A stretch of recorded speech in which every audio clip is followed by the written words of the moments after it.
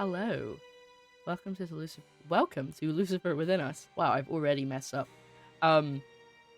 This is a really cool game that I actually played a little bit of back in January when I was going through all of my, I was basically playing through a bunch of indie games that I had, but I was only playing an hour of each, or a little bit of each. So what we're going to do today is we're actually going to restart. Please excuse my lisp. It's the, I have a brace in. We're going to restart from the beginning. I feel like it's been long enough that I'm not going to remember everything. And also we only did basically the tutorial, so there's not a whole heap that we already know about. If this is your first time watching me, hello, my name is Lara, or PurpleCoffins. I like to play puzzle and detective games primarily, but I also do cooking streams, and I just kind of play whatever I feel like. But the puzzles are our top priority. I couldn't find any content warnings for this game anywhere, so please take that with a pinch of salt. If there are anything, if there is anything that we come across, I will put it in the description of the video. But if there's nothing in the description, then it's probably relatively okay, but obviously still watch with caution if there is anything that could be triggering for you. Especially related to death, because there is a murder at the beginning. Yeah, so all I remember about this game is that it's a detective game, but it's got interesting mechanics and also an interesting, like, world where it's essentially the future, but demons are real and they possess people, and that's why people do bad things, is they get possessed by demons. So anyway, I'm not going to keep going on too much longer. I'm going to just jump into it. We're going to go back to the beginning. 100 years without murder, 100 years without demonic possession, and then this. I am Sister Ada, exorcist and investigator. This is my testament to the massacre at St. Walpurgis Abbey. It is truth. Do not believe the lies of my accusers. There we go. So we are Sister Ada, I believe. And as it says, we are an exorcist. St. Walpurgis Abbey Cybernetics Workshop. Sister Ada, welcome. Oh yeah, that's voice acting! I forgot there was voice acting in this. Oh, fantastic. I don't have to read out everything. Please, go ahead. I am Virgil, Chief Inquisitor at St. Walpurgis Abbey. We may be in need of your talents as an exorcist. You can survey the evidence yourself, but I think you will agree. Has there truly been a murder? It seems so. A respected priestess, Mother Miriam, passed this morning under suspicious circumstances. A demon may be present. Here, even now, possessing someone. Oh my. What happened, exactly? Mother Miriam was only recently appointed as successor to Abbot Gregory. This morning, she came to the workshop to receive her coronet of office. Something went wrong with the installation. Yes, to put it mildly, the coronet oversurged, killing Mother Miriam. Brace yourself for the sight. Do you remember this? Then, the workshop operators, Gideon and Reuben, are the prime suspects. They are brothers, right? Yes, but it's highly out of character for Gideon or Reuben to kill someone. Even so, they were the only ones present when Mother Miriam died. Daemons nurture our sinful desires into unthinkable actions, Virgil. Daemons, yes. I need to remember to pronounce it that way. Not demons, it's daemons. One of the brothers has surely been seduced by a daemon. Whichever it is, I will unmask his lies and cast out the daemon within him. May Einsoft's will be done. Amen. It's like Matt Damon. Yeah. To exorcise a daemon, we must uncover 4 things. First, Taking notes. the suspect.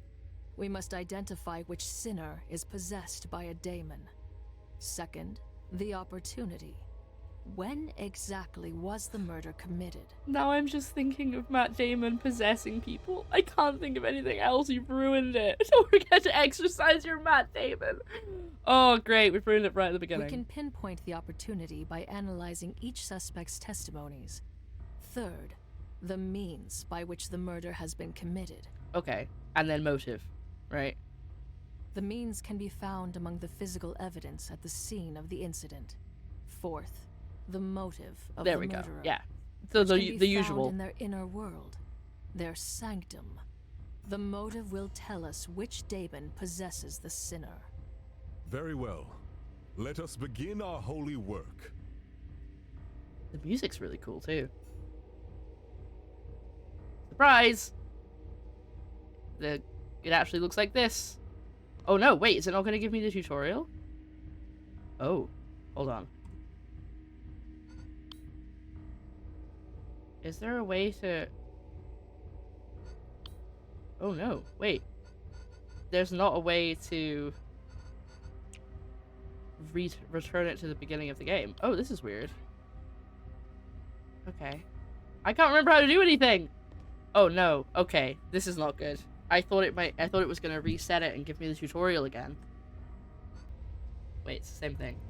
Okay. I'm gonna assume it's definitely gonna give us a tutorial though, because we're starting again from the start, so. Right? Right? Maybe I didn't need to do all that. Anyway, either way, we're here now, and it's definitely gonna give us... It's definitely not gonna assume we know anything. Okay, I can't change the angle of anything. But can I rotate? Trying all the buttons. I can move around, obviously. I don't think I can rotate at all. Let's talk to this guy. An exorcist? Surely there are no demons here, though. This was an accident, wasn't it? If Gideon is possessed, that would mean he did it on purpose. Horrible. You must be the elder brother. Yes, my name is Ruben Garamond. I am responsible for the engineering and design of our implants. How did Mother Miriam die, exactly? It was a completely preventable accident. Mother Miriam died because Gideon deliberately flouted the ceremonial guidelines for his own glory. Wow, that's pretty hefty accusation of your own brother there. Gideon may be my flesh and blood, but he must take responsibility for his negligence. Never mind.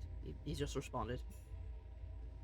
Sister Ada, hear Ruben's testimony and judge for yourself whether he speaks truth or lies. Okay, so I am still getting the tutorial. We're good. The testimony of a suspect is divided into events. You can access detailed description of events by hovering over them. You can manipulate the timeline marker to navigate to any moment in the testimony. Okay, the brace is having to come out. I'm sorry. For those just joining me, the orthodontist tightened my brace too much, and it's actually been giving me a headache. So it's not just that it's annoying me that I'm lisping, it's actually causing me pain. So I'm going to take it out for a while. I'm trying to put it in every so often just so my teeth don't move too much without it being in, but I can't wear it right now. Let's listen to what Ruben has to say. So this is why I like this game. Like I said, I played a little bit of it, so I have played through this whole tutorial, but it was a while ago, which is why we're redoing it. But it's got a really cool mechanic, or mechanics, I guess. So he's going to give his statement, and it basically has, like, this is the timeline of how things happen, but then if you can talk to other people, and if they don't match up, then you know where there's inconsistencies. But it's just really nice having, like, a physical, actual timeline to work off. Anyway, I'll just let the game do it. Mother Miriam came to us to receive a consecration ceremony, but she wanted something extravagant. Gideon suggested setting the coronet to have maximum ether output. I warned him that doing so is highly dangerous. And you can see what he can see. So if anyone leaves his eyesight, they disappear. Because he can't tell you where they were in that exact second, because he couldn't see them. Gideon convinced her to move forward with the ceremony anyway. Since he was going to handle everything, I went back to my tasks. And off she goes.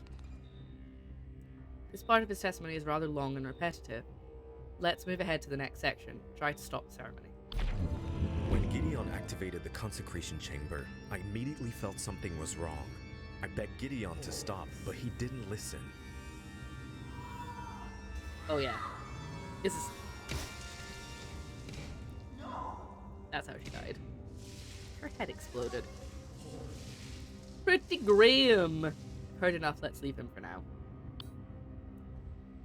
So now we need to talk to the other brother and see if how much of their story collaborates. I will not suffer this injustice. I am Gideon the Grand, the greatest cybernetician of our generation. Alright. I am Humble too. blessed. I don't know what went wrong this morning. My hands are guided by the divine. You wear braces too tight. That's what's gonna happen to me if I keep wearing it. Yeah, okay. I'm gonna have to call them tomorrow. I should probably do it today, to be honest. See if I can get an appointment in the morning. Maybe if I have a break, I'll give them a call. I see only gaudy trinkets here. Oh, wow, okay. Mother Miriam died by your hands. Is that not so? Oh, no, I would never harm her. Besides, why would I? She was my patron. In her kindness and generosity, she truly was like a mother to me, and I her son. I did nothing wrong. The consecration chamber must have been compromised. Let us hear what Gideon has to say. Keep in mind that Gideon's testimony may differ greatly from Reuben's version of events. If an event is corroborated by another suspect's testimony, it will be marked as verified. Let's listen to what Gideon has to say. Mother Miriam came to me for her consecration ceremony. I've performed this many times before, so I was confident. Is he not standing next to his brother at this point? That's interesting.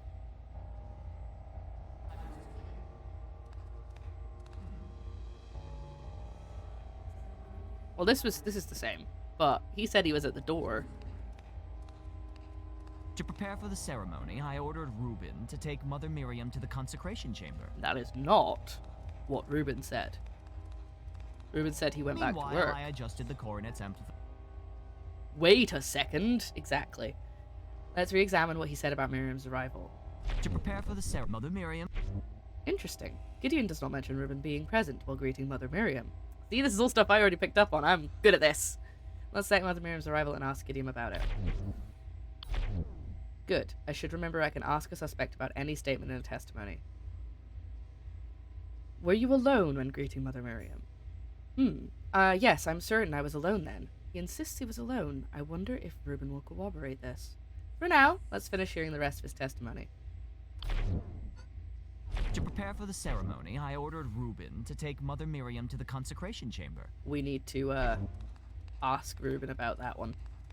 Because that's not lining up with what he said. Meanwhile, I adjusted the coronet's amplification at my work table, and then placed it on Mother Miriam's head.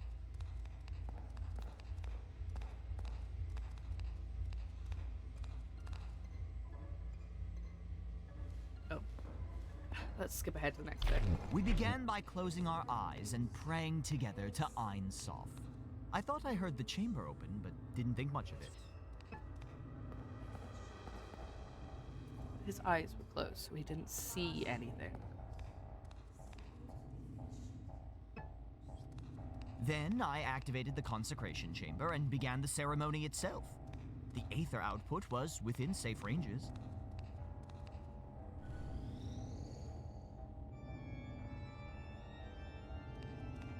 You know what I mean about this world being really cool as well? That, like, they've got all this cool technology stuff. So Reuben came up and had a problem, and... I've heard enough. Let's leave him for now. Now we've heard the testimony from each suspect, let's think carefully. There's only one truth to the chain of events of this morning, and I doubt that either brother has told it to us. So we must rely on Ein Sof's greatest gift to us, armor. There are three ways we should consider what we've discovered. First way is deduction, since there can only be one truth. If two things don't align, one or both of them are false. If Gideon and Reuben do not agree on something, someone is lying. Or, if what they say does not match the evidence I find, then they must be lying. Second is induction. I should base my theory based on what I discover. If my theory does not align with any of the testimonies or evidence that I find, I should discard it. If two theories are both possible, then I should prefer the one that has more information that supports it. That said, induction alone is usually not enough. Finally, abduction. I must hypothesize what could have happened, filling gaps in information with my imagination. This is the fastest and most powerful way of thinking, but also the most fraught. I should engage in each of the three ways in order to uncover the truth. This is yet another game that I can just play with my mouse. I love it. Alright, let's go and have a look at everything. We're going to do some examining.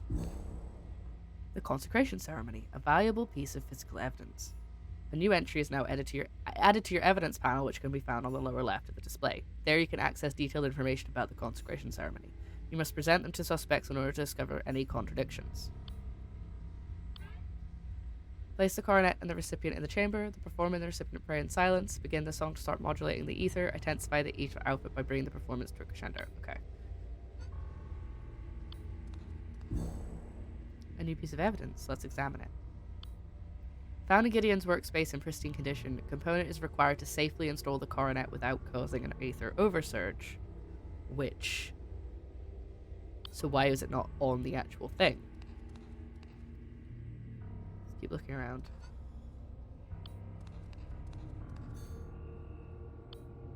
Used to activate and control the consecration chamber. Usage records show the ether output during the ceremony was well beyond safe ranges, which is not what Gideon said.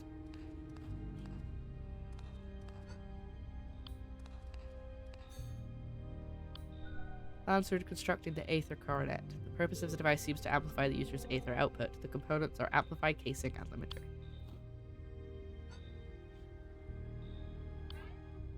Plan on Roman's workstation. Plan for storing a relic that was recently brought to St. Wilburger by Father Augustine. Okay, interesting.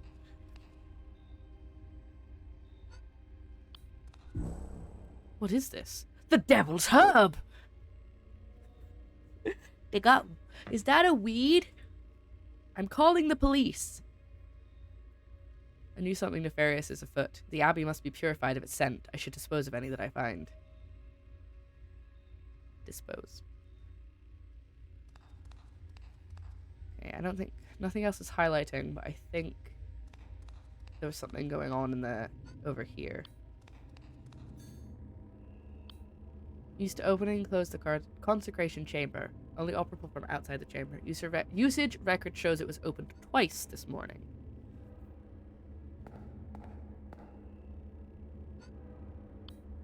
I hate that it's her body and then all of these bits are also highlighting. Blech. Sorry. This body is completely unharmed, but her head has exploded into a mess of blood. Coronet remains found near her body. Parts of the amplifier component and bits of casing have survived the explosion. Is that just... Yeah, that's just the same stuff. Yeah, I can't click that. Okay. Right, let's go and cross-examine the boys.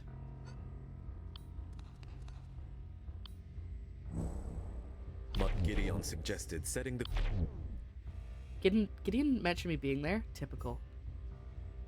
What does that mean?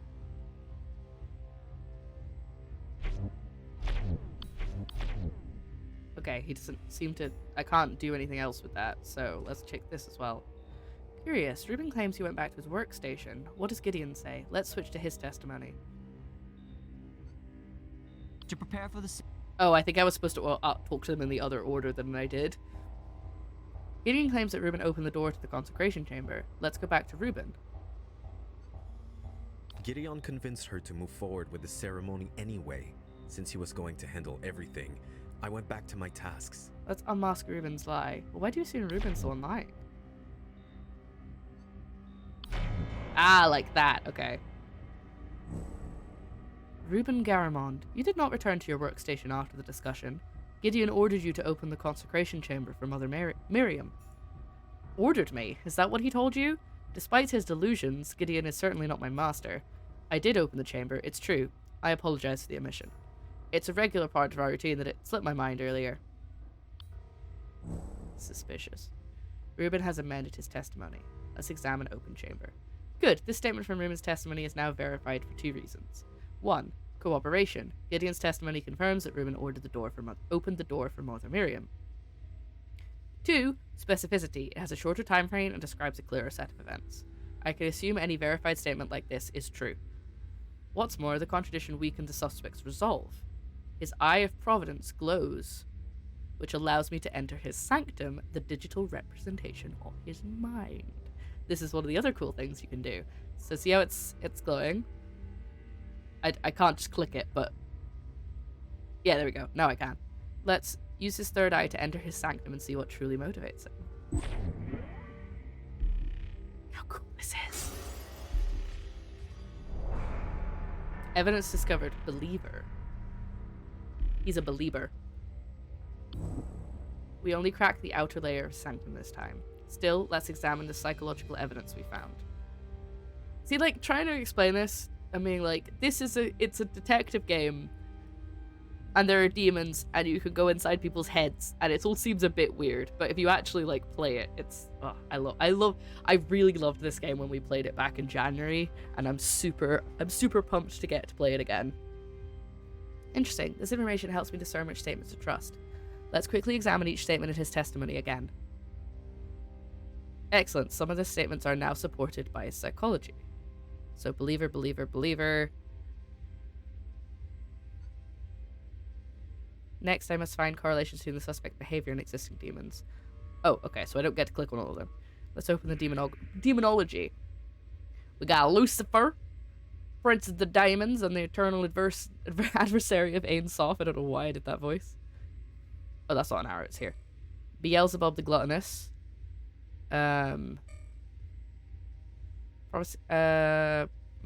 Manifesting the ambitious and strong-willed, promising their heart's desire in exchange for their soul. Simple-minded daemon that debilitates the host, turning them into feral beasts. That doesn't sound right. A furious demon that strokes the simmering rage within the host, preys upon the fervent and the righteous. It could be this one. Fervent and righteous, maybe. A playful but deceitful demon who slowly drives the host mad with whispers of their own inadequacy. The host blames others for their ill fortune until the apparent injustice drives them to take what's rightfully theirs. I don't think it's that one, but we'll see.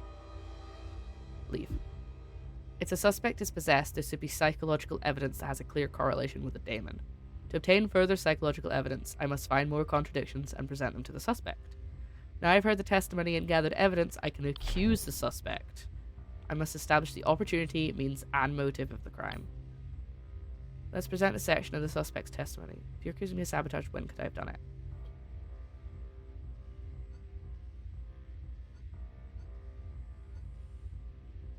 There's a point where the door opened when they were praying.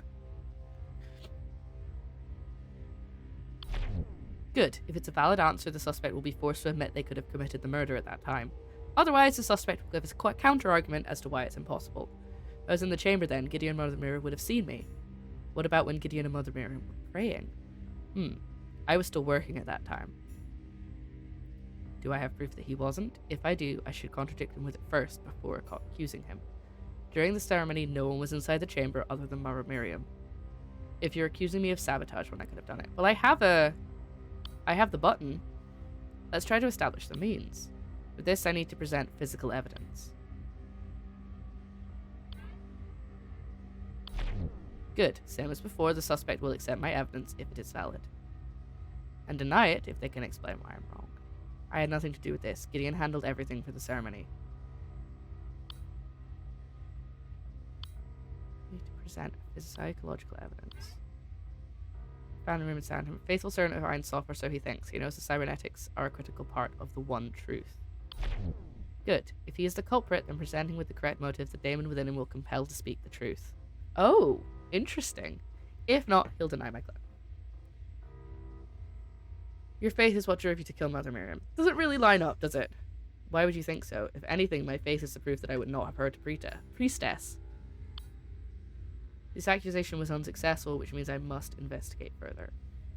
So basically, if I got all three of those right, which I can't right now, it's just showing me how to do it, then I could hit the accuse button.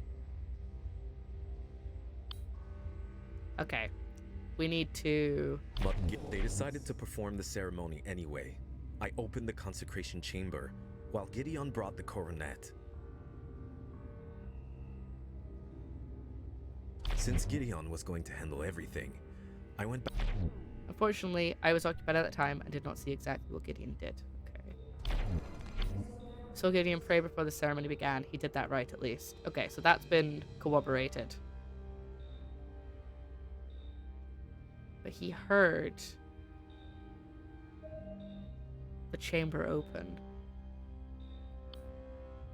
Can I...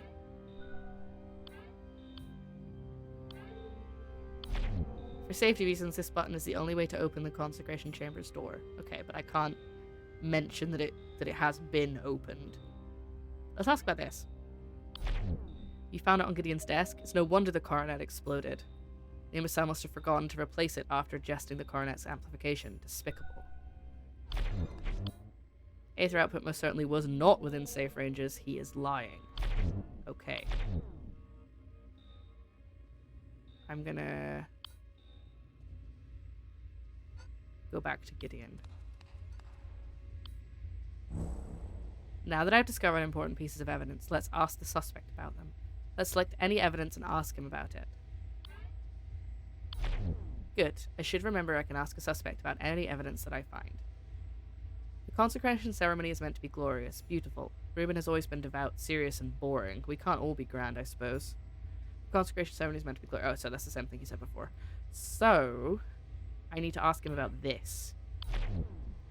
Recognize this component, Gideon? It was found at your workstation.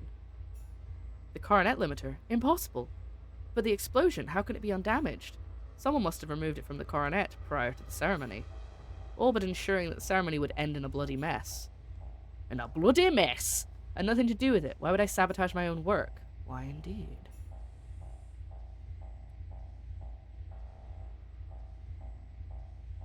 Meanwhile, we began by closing our... You heard the door open? Perhaps. I think I also heard footsteps. But it's a faint, vague memory, not to mention it's impossible. After all, Mother Miriam can't open the door from within. Reuben was probably working away on some new device or another. I must have imagined it.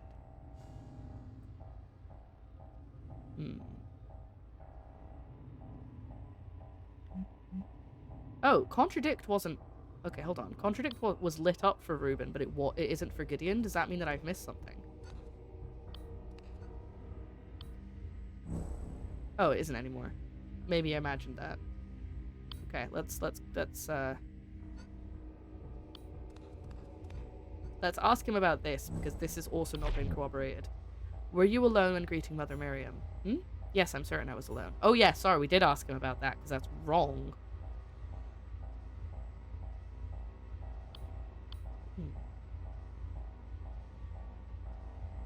Can I ask him about these blueprints? Oh, is that Reuben's little project? Whatever keeps him busy is fine by me. Meanwhile, I adjusted... Something about safety levels. Yeah, I should ask him about the safety levels. Because he said that it was definitely not within safe ranges. I'll ask him about that next. Good point. Sorry, what just went off? Oh, it's okay. It's just Twitter.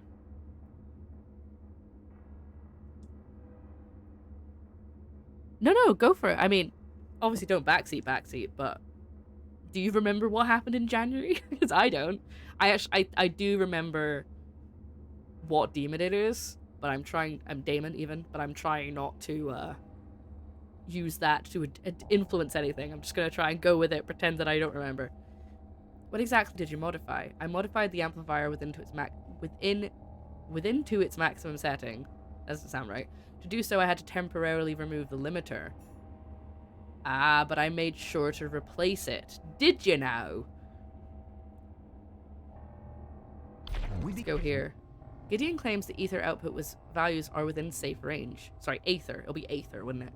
But the control panel indicates otherwise. Let's present the control panel to him and unmask his lies.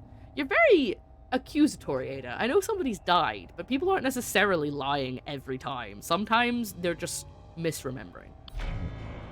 Lies unmasked. I guess it's because it says that. That's probably what she's putting out.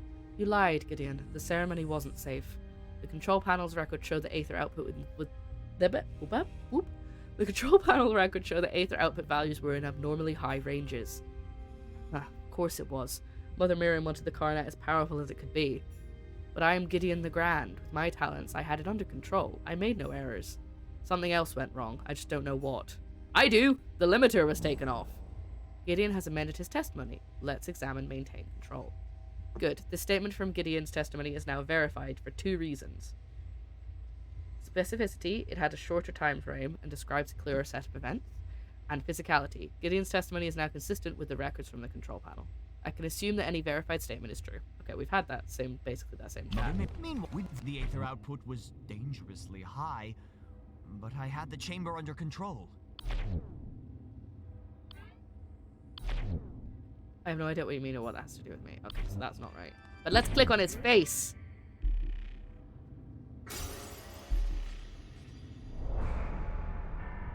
Well, we didn't have to go into his head to discover that. Sorry, that was kind of obvious from the start. Right. His inner eye has told us he's a narcissist. So what can we use that? Craves attention and sincerely believes he is the best cybernet. Some magician in the world. Hardly a breakthrough, exactly. I am indeed talented and proud of it. Ain Soph has granted me my gifts, and I gladly use them for his glory. I don't feel like it's right to accuse anybody yet. Meanwhile, This Mother Miriam came this to me isn't for verified. a consecration ceremony. I've performed this many times before, so meanwhile... Did Ruben return to work? I have no idea. That's not important here anyhow. Actually, the I'll ask about air this. output was dangerous.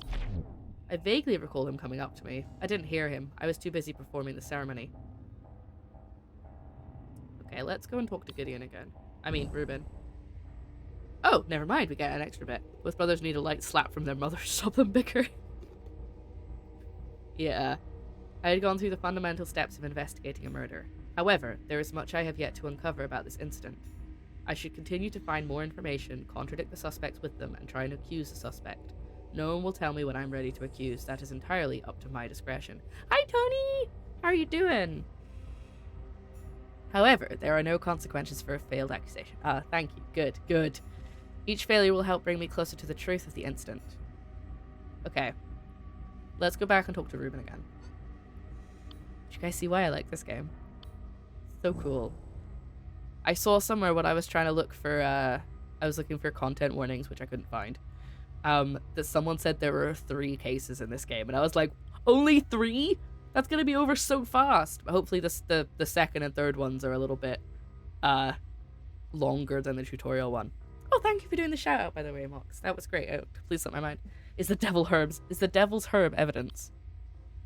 No, it doesn't count in my evidence. She's clearly just pocketed it. This looks cool. It is so cool. It's a detective game, but it's got like all of these extra bits, and you have this timeline so you can like compare people's stories, and like I can literally play through what happens, and they move around. Like, look. Since Gideon, they decided Mother Miriam came to us to receive a consecration ceremony, but she wanted something extravagant. And I can also go inside their minds.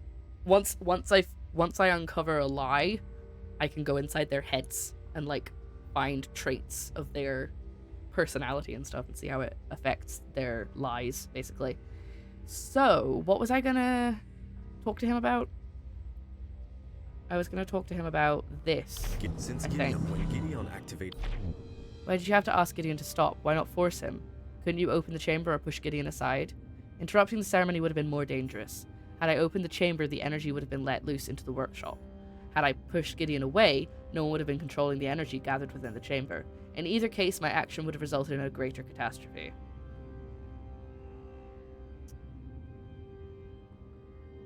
I mean, like, can I do this? Yeah, it's super cool. Excuse me. So basically how it works is you do all of the stuff I just mentioned with the comparing people's statements and then using like evidence to contradict it. So kind of like how you do with other detective games and Ace Attorney. But then once you've uncovered enough of like evidence and their traits and their personalities, you can figure out which daemon is possessing them and kick it out, in theory. I haven't got to that yet, but I did play this first level already a while back, so I kind of vaguely remember what I'm doing, but I don't remember the specifics of what I need to present and things like that. Oh, sweet, I was right.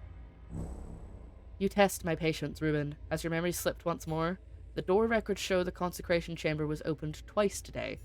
Given that Gideon was praying during this time, only you could have opened the chamber. It's true I opened the chamber again, just before the ceremony started, there we go. But I had my reasons. Something about the chamber seemed unseemly. Given what happened to Mother Miriam, I feel vindicated in my fears. Tell me what you did in the chamber. Well, we all know what he did. He must have taken the limiter off, because... Well, Gideon swears he put the limiter on. And the only time it could have come off was when his eyes were closed while he was praying. Oh, look at all this! Extra stuff! But since Gideon was going to handle everything, I went back to my tasks.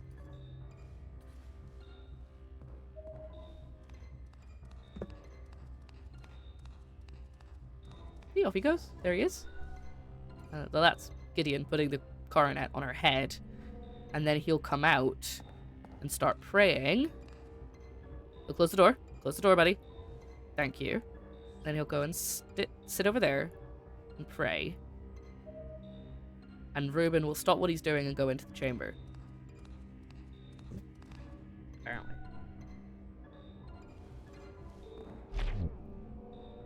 Oh yeah, because I uncovered a lie. Should we do that first? We'll do that first. Every time you uncover a lie, you can go into his head a bit more. So, second layer. Envy. Okay. So he had believer and envy. Those are his traits. We'll keep doing this and then we'll do something with the psychology later. So I opened the consecration chamber to verify it was in working order. I guess that's fine at the moment, because you said it's not until the next part of the ceremony that he took the limiter off. He took the limiter off. He must have done. Everything let's keep seemed going. fine, so I returned to my desk again. Boop.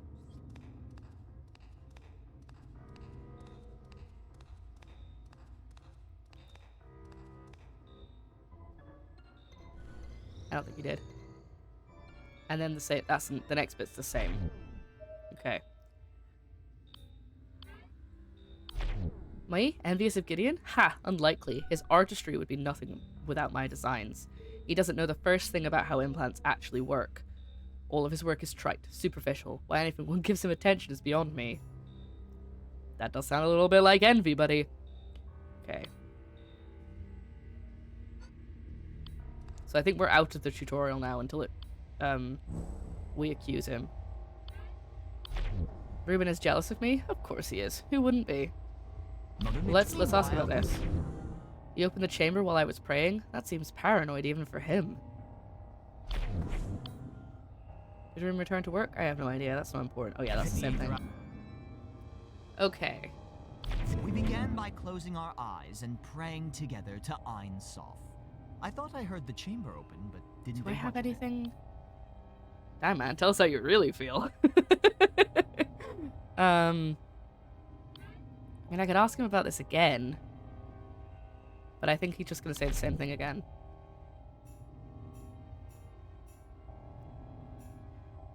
Why would I sabotage my own work? I guess I should probably present... I'm going to present that to Reuben instead. I think that might be what I'm supposed to do. He's really telling on himself. So the daemons in this game that possess them basically just amplify the emotions they've already got. So the traits that I've been uncovering, they use them to basically manipulate them into doing bad stuff.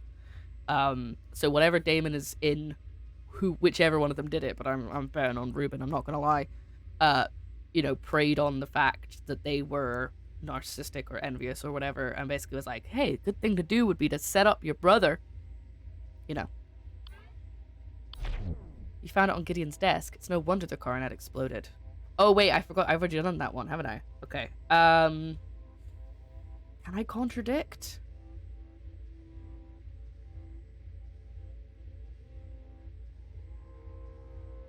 I've got the ceremony, the limiter, the control panel, the blueprints.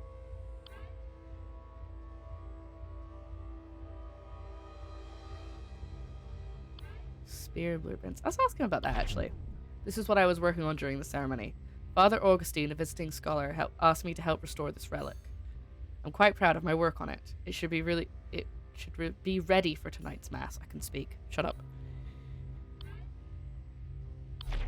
Father Augustine is a scholar of daemons and etheric technology. He made truly remarkable discoveries in his theoretical works. Okay. I don't think that's necessarily helpful. Let's ask about his brother's narcissism. Gideon is a vapid idiot who only cares about glory. Oh, wow, okay. Now his arrogance has gotten someone killed. Okay, so I've got a bunch of things that aren't corroborated. I could accuse him.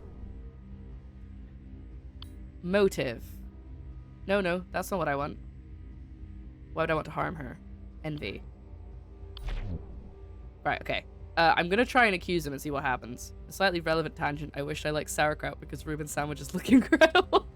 Are you hungry by any chance, Tony? Yeah, I don't know if I like sauerkraut. I've never actually tried it. I don't think. I may have tried it once upon a time, but I don't have any memory of trying it. But I know my sister, one of the few things that my sister can eat at the moment is sauerkraut. So, they're great. Do they have to have sauerkraut in them? Is that what makes it a Reuben? Can't even get a bite. Oh, how rude. If you don't like sauerkraut, ah. Miriam's death was merely a means to an end. Humiliation of Gideon. You envy your brother's success. You want his fame, his glory. That didn't go wrong. Opportunity. If you're accusing me of sabotage, when could I have done any of this? Here. During the prayer, you claim to have opened the chamber to check the materials. This is when you sabotage the ceremony. And means... the limiter. There was nothing faulty with the coronet itself. Indeed, the craftsmanship was flawless, as was Gideon's performance of the ceremony. But you removed the limiter from the coronet without Gideon's knowledge, which, coupled with the coronet's high amplification, caused an oversurge. Gideon's arrogance may have endangered Mother Miriam, but you ensured she would die from it. That's it! All three of them are right. Is it time? What's a Cuban sandwich? I'm very hungry, yes. Go get some food. Go get a snack. Or a meal. I didn't tell you about what I did this morning. So, like I told you guys earlier, I had a doctor's appointment this morning. I didn't eat beforehand because I like got up quite late, and it wasn't an early doctor's appointment, but I had to get the bus because my doctor's moved. Anyway, long story short, I didn't have anything before I got there. So what we did was Joe came with me, and on the way home we got a coffee, and then we popped into a little place, and I got a sausage roll, but like a bap, that kind of roll. And it was just really nice, and then we just sat out in the sun. And we met a cat. It was lovely. RT. Okay, here we go. We're ready to accuse? Accuse. Ein Sof sees all, Reuben. You killed Mother Miriam to frame Gideon and take him down a peg. With Gideon gone, a daemon whispered that people would finally recognize you for your genius. I am older than Gideon. My work is better than Gideon, and more important. Why is he not calling him Gideon? Why is he saying Gideon like that? But no one sees my work. No one understands my work. Confess, Reuben. Tell us what the daemon made you do. In this world, though, if everything is called by daemons, you can kind of just be like, you know, I'm sorry that I had the last Jaffa cake from the packet. It was the demon. Damon made me do it. Matt Damon made me do it. Oh, why is it red? Sorry, I kissed your wife. It was a Damon. Demonic corruption runs deep within Reuben's soul. Oh. Yet Reuben may still be saved. Okay, this is cool. I must speak the daemon's true name. Then the daemon will be cast out. Listen. You hear the chanting.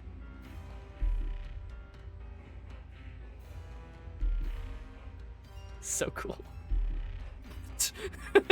Ein Sof, guide me. What daemon has possessed Reuben?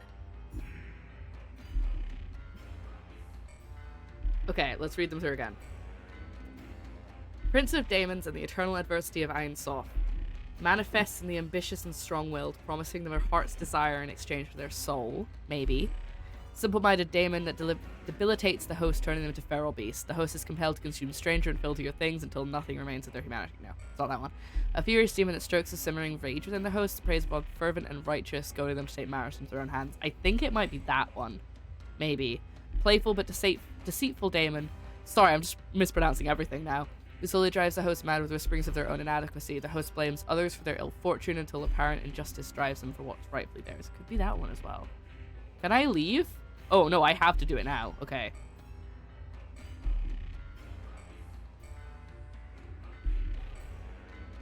I think it's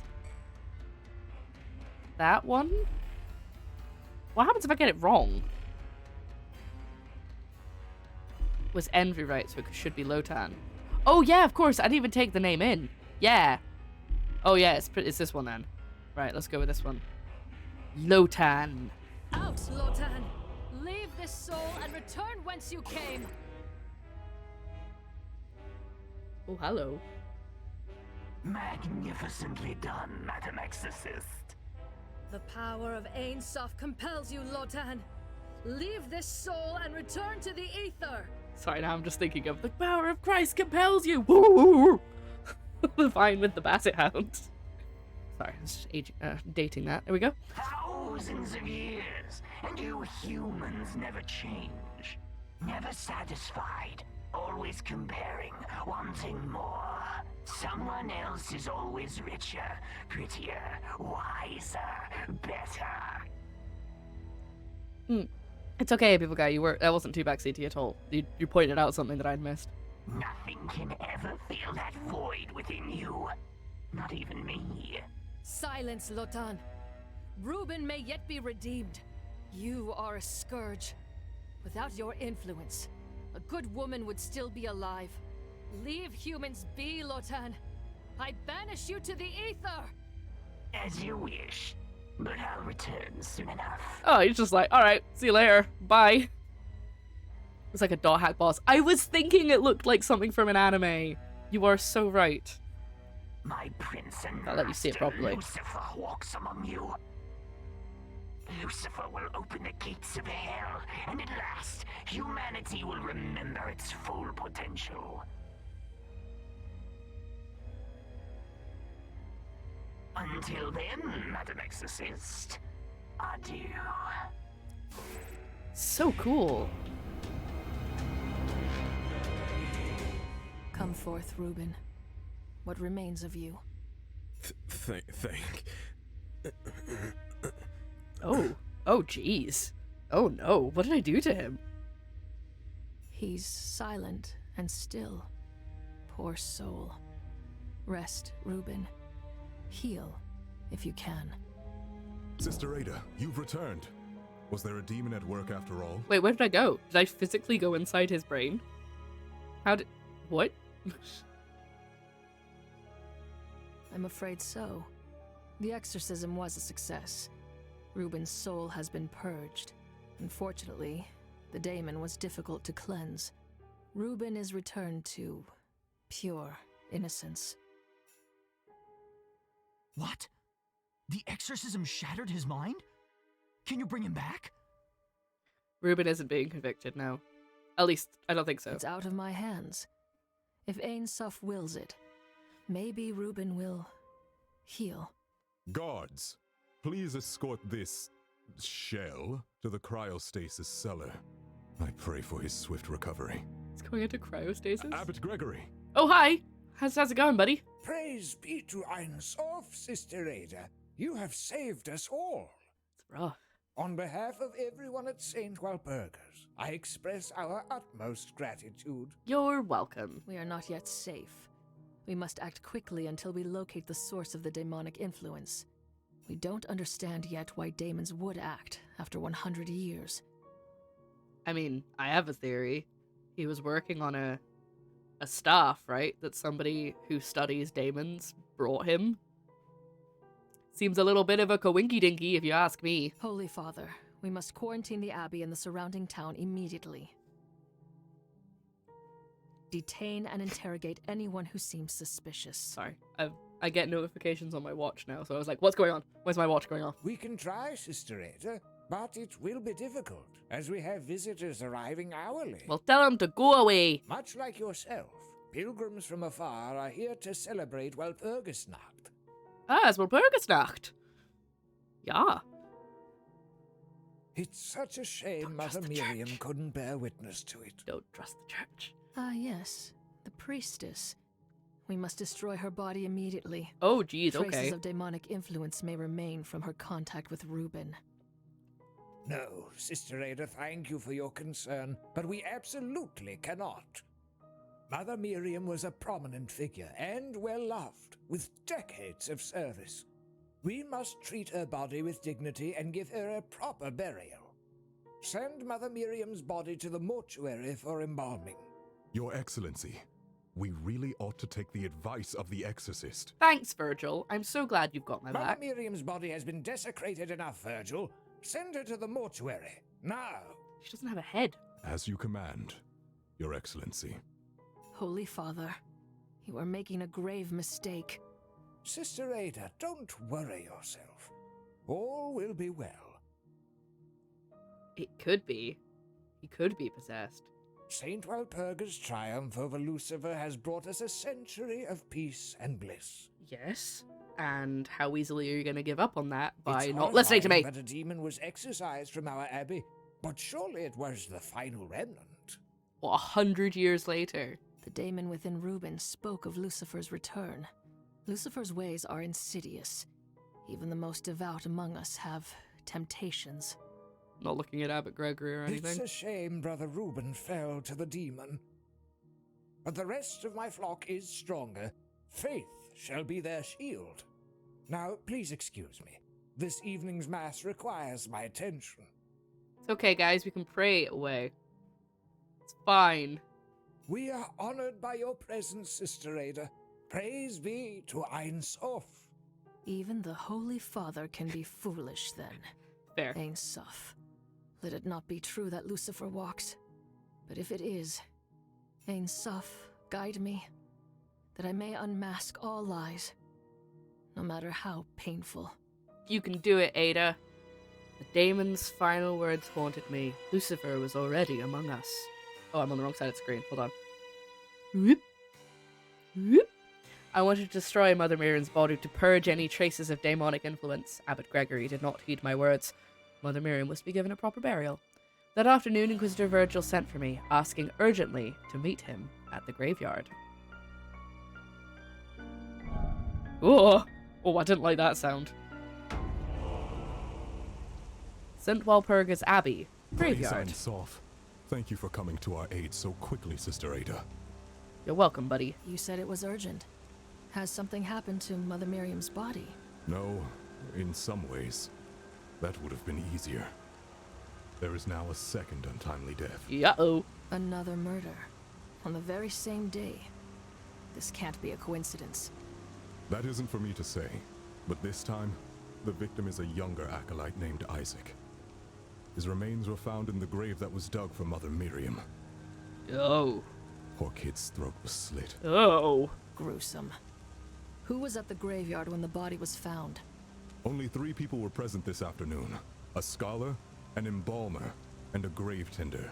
I think I mentioned this last time we played this, but I feel like this would be a really good, cool setting for a TTRPG. Was he bound? Are you I had the exact same thought. It's the binding of Isaac. I'm so glad we have the same wavelength. A scholar, an embalmer, and a grave tender. Father Augustine is a scholar, visiting for Mother Miriam's funeral. That's the same guy from victim was before. his apprentice. That's the same guy from before with the spear. Sister Nerissa, an embalmer with a sterling reputation, preparing Mother Miriam's body for burial.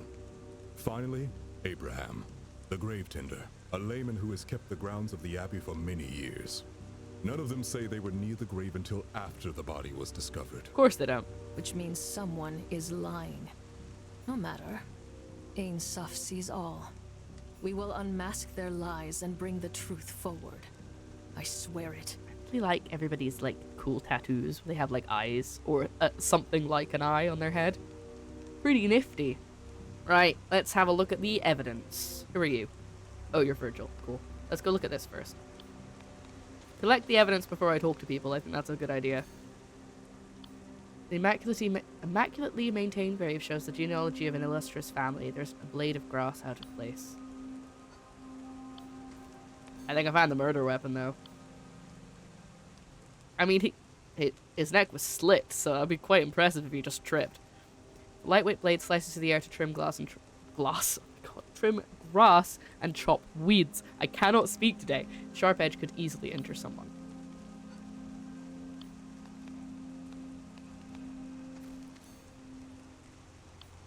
A statue of Saint Walpurga, the founder of the abbey and patron saint of exorcists. Ether scanner. Portable ether-powered device for recording images and texts. Interesting. I will speak to you in a minute. I'm looking at the evidence first, then I'll talk to you. The victim, a teenaged youth aspiring to be a scholar. Raised in the church, he joined Augustine as his apprentice 8 months ago. The apprentice's youthful face, I seriously can't speak, is serene above his clearly slit throat with no bruising. However, an angry scar runs across his stomach. Interesting. What this? What this over here? What this? Found on the staircase between the mortuary and the grave, an aether power tool for making incisions, applying preservations, and closing wounds. So maybe he was also killed. He was also slashed across the stomach, but they closed up the wound. Just checking there's no more evidence outside before we go in. I already clicked that. Cool. Let's go inside. A shovel. Found hanging in the back area of the mortuary, heavy, bulky, and caked with dirt. I guess that's probably from... Oh, muddy footprints. Probably from digging the grave, I imagine. That's not suspicious. Found in the mortuary... Found on the floors of the mortuary, still wet, leads from the back exit of the mortuary to the embalming table. Probably all very explainable, to be honest. A bundle of fresh blossoms like one found on a grave. Why were they on the floor? Records show 2 notable entries for today, both explicitly authorized by Abbot Gregory. Funeral for Mother Miriam at sundown. Visit by Father Augustine. Unrestricted access granted. Is this an organ?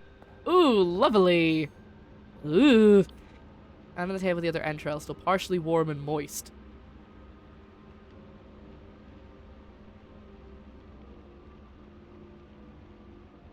Okay, it appears mangled in some way, possibly smashed. We want some smashed liver. Delicious. Oh my god, is that an eyeball? No, I didn't want to look at that. That was an accident. Is that an eyeball? Identified as Mother Miriam, there's a large incision down her stomach. Judging from the uneven coloring and chemical scent, she appears partially embalmed.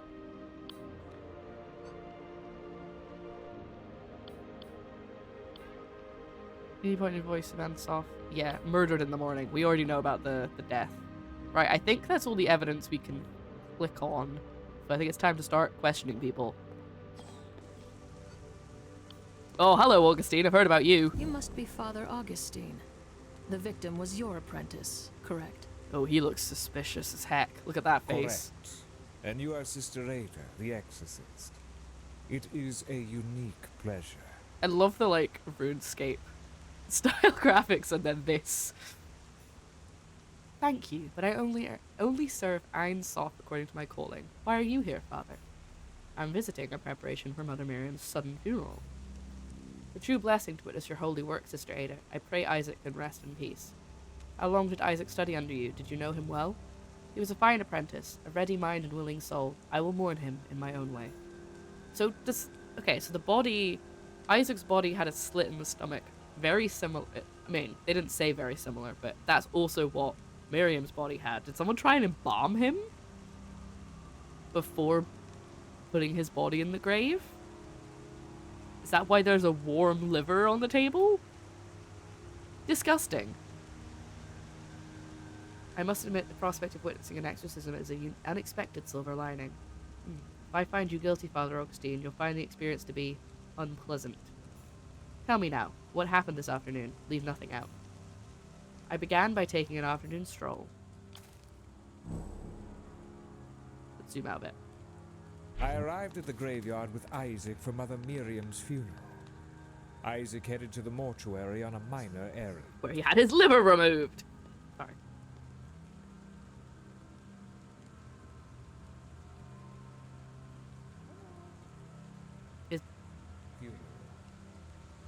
We just waited outside. Then I passed through the graveyard until I saw the statue of Saint Walpurga. What craftsmanship, and so well maintained.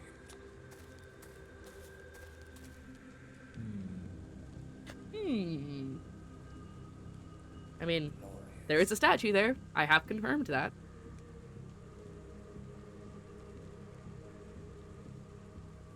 For most of the afternoon, I was walking through the graveyard, merely observing and admiring.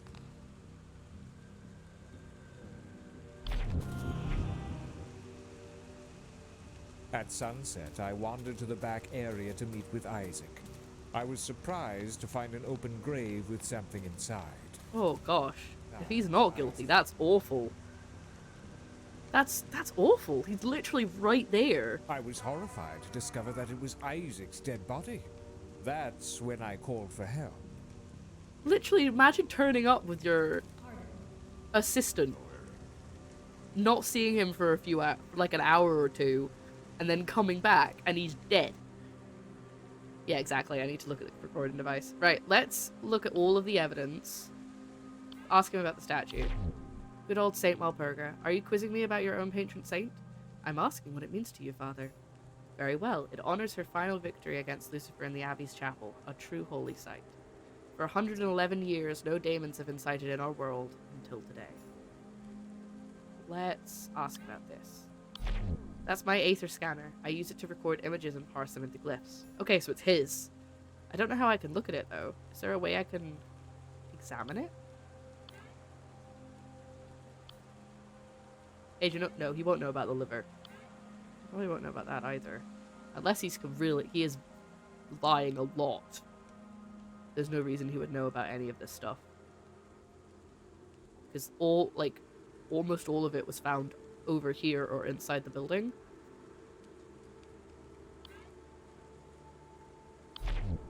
As you can see, Mother Miriam's funeral is scheduled here. I have come to pay my respects. The ceremony was rushed, but I promised the abbot I'd do right by her. Alright, I'm gonna leave him for now. And we'll go inside and we'll go talk to the grave keeper over here. Grave tender, that's his name, sorry. That's his name. Release me! I had nothing to do with that boy. Jesus, I'm not holding on to you. You must be Abraham, the grave tender. I am. I've worked here for 30 years, worked hard without complaint. Look around you. Every bush trimmed, every headstone polished, because of me. I've done all that is asked of me and more. Yet, the moment something goes wrong, I'm the one blamed. It's not personal. Even the most steadfast among us may fall prey to Lucifer's whispers, Abraham. You dug the grave in which the victim was found, didn't you? Huh. Actually, I didn't dig anything today. Then who did? How would I know? I've been busy, working, as always. As the grave tender, any crimes that took place here are your responsibility. Oh, that's very fair. If you are truly innocent, hide nothing, and tell me what happened. We'll find the truth together. I spent the early afternoon tending to the bushes by the mortuary. Wait, there's someone carrying a scanner there. Oh no, that is him. Okay, cool. I thought that was gonna be Isaac, but yeah, he's just scanning all the gravestones. When I headed back to the mortuary, Nerissa told me there was nothing else special to do for the day. He's got a sickle. So I walked through the mortuary, then headed downhill towards the benches. When I headed back to I walked through the mortuary, then headed downhill towards the benches. Maybe. Actually, no, that can't be the muddy footprints because it didn't go out that door.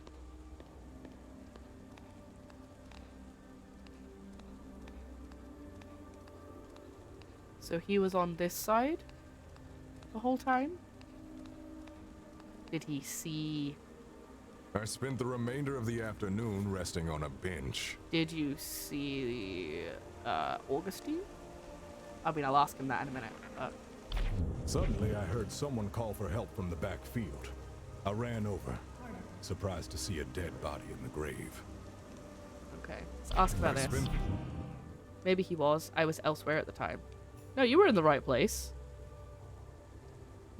Okay. The grass grows like weeds here. I use that to keep everything tidy and neat, the way a graveyard should be. Statue is always an ordeal to clean. 100-some-odd years old already, as you probably know. Birds love making a mess on her head. I keep her sparkling clean, almost out of spite. That's my shovel. It's built to last. Good workmanship. I usually leave it in the mortuary when I'm not using it. These can't be my footprints. It's true I went inside the mortuary after working outside, but that was before the rain. Ah, good to know. I don't know what that is. Why would someone put that on a grave? Good point. Okay, I don't think I've got anything to contradict you with, so I'm gonna go talk to the I'll go talk to the embalmer, and then we'll see what comes up.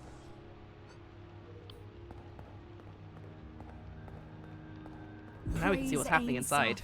You must be the famed exorcist. It is an honor, sister. I'm Nerissa, and I serve Ainsof by preparing the dead for burial. I take pleasure in providing cleanliness and comfort for bodies after their souls have departed. I see. Nerissa, how did you know the victim? Not at all. The first time I saw him, he was curled in that grave, dirty and bloody. He said he came in to talk to you, or rather, that's what Augustine said. The whole afternoon, I prepared Mother Miriam's body for burial. There isn't much else to tell. Well, that's not the story I heard. Early this afternoon, I informed Abraham of the funeral scheduled for this evening. That's the surgical tool in her hand. Once Abraham left, I started preparing the body for burial. I was alone the entire time. That's no a one lie. came by. That has to be a lie.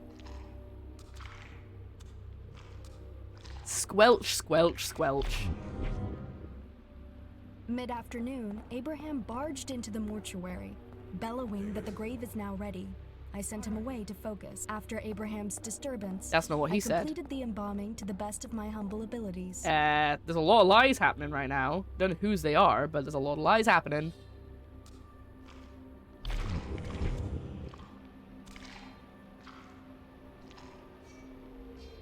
Just after dark, I heard a scream from the back field. A dead body was found. A body has been discovered! Maybe one day I'll go back to that game. Okay. There's a lot of contradictions happening right now. This is Mother Miriam's embalmed liver. It seems rather deformed. What happened to it? My apologies, Sister Ada. I must have mishandled it. Organs are very delicate, you know. Due to the disturbance today, I haven't been able to focus properly. But you said you were alone. After Is that why he's here? I didn't see him arrive because I was inside the mortuary. Yeah, but he said that you... What? No one came by at all? Nobody, which was perfect because I need the silence to focus. But you said you couldn't focus.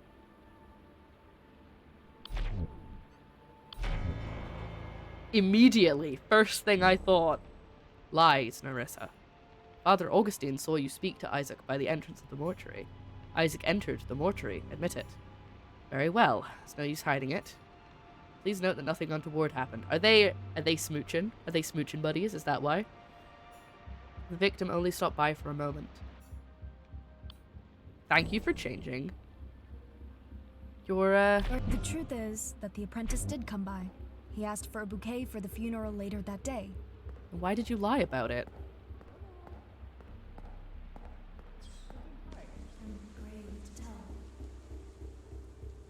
When I showed him the bouquet, he held it for a moment and then threw it on the floor.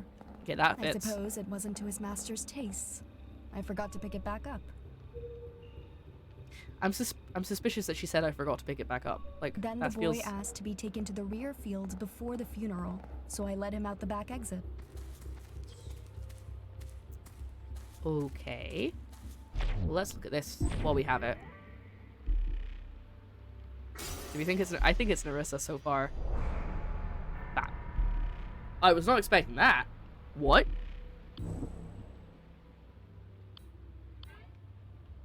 A memory found in Nerissa's sanctum. She grew up during the Great Famine, feeding on anything she could find. She eventually found sustenance, but at what costs? Are you gonna have cannibalism in this game? Footprints might be the boys then.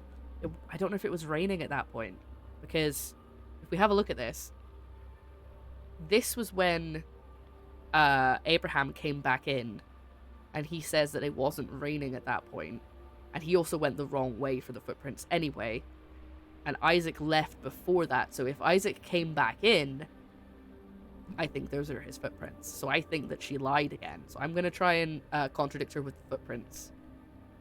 If she says that no one came by again, I'm going to say, well, whose footprints are these then? Without faith, I could have never have persevered through those days. I'm ever grateful to Ainsof and the kind souls of our church. After Abraham's disturbance, I completed the embalming to the best of my humble abilities.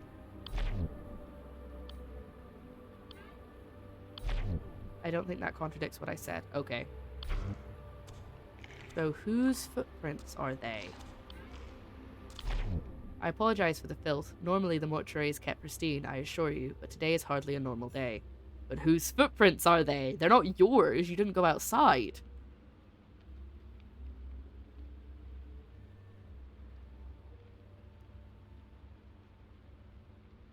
Surgical tool, why was it outside? She could have dropped it on the way out, actually. Let's watch her here. From here, even. Squelch, squelch, squelch.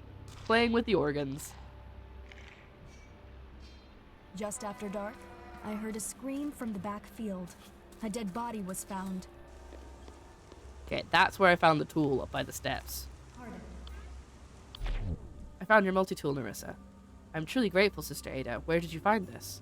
It was lying in the grass near the rear staircase. Impossible, unless someone stole it. Surely Abraham couldn't do such a thing.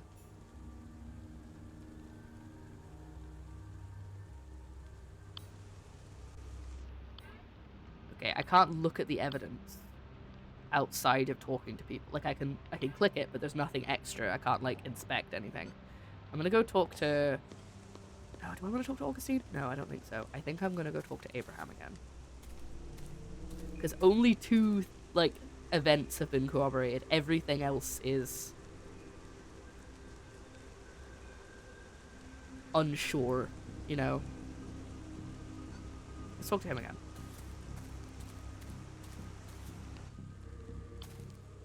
I arrived there for most of the afternoon. Is that what he claims? Fascinating.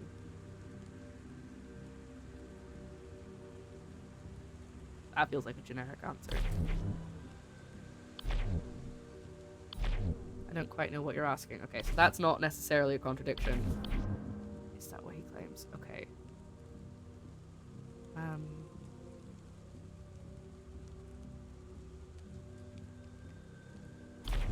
Then I arrived at the graveyard with eyes. Was he? I don't recall seeing him there. Okay, so... I'm gonna talk to Abraham. No one seems to have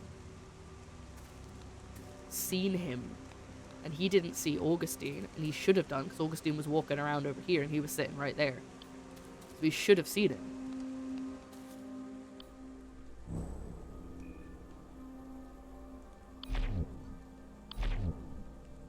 Not sure how that proves me wrong. Okay. I spent the early afternoon tending to the bushes by the mortuary.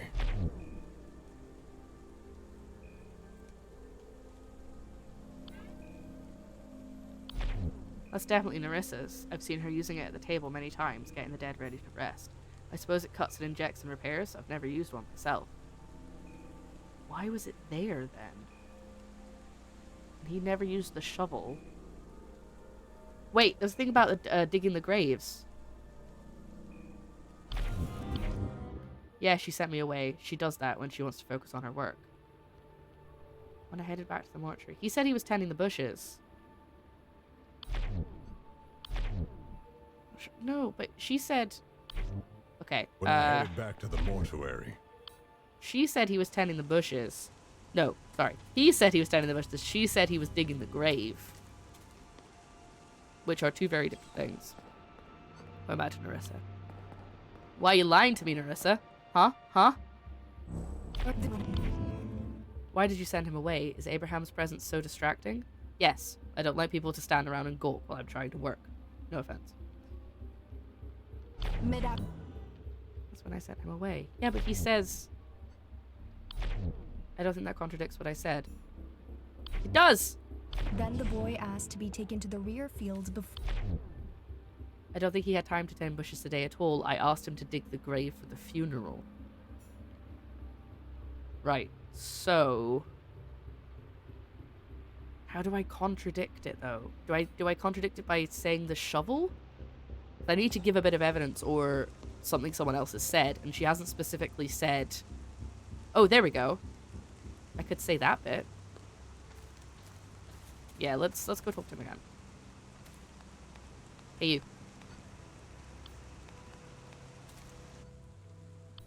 I spent the early after. I don't remember that at all. Okay. There we go. You were right. You might trim the hedges most days, but you didn't today, did you? Instead, Nerissa asked you to dig a grave for the funeral. That's true. It's a normal part of my job. I shouldn't have lied about it, I know. I worried that if I told the truth, I thought that you'd think I killed that boy. You made it more suspicious by lying. But I didn't. When you lied to me, you veiled the truth from the eye of Iron Soft. See the truth now. There is no room for error in this investigation. Fine. I dug the grave for the funeral. Just doing my job. But it was empty when I left it. Ooh, look at all this. Okay, first we go in here.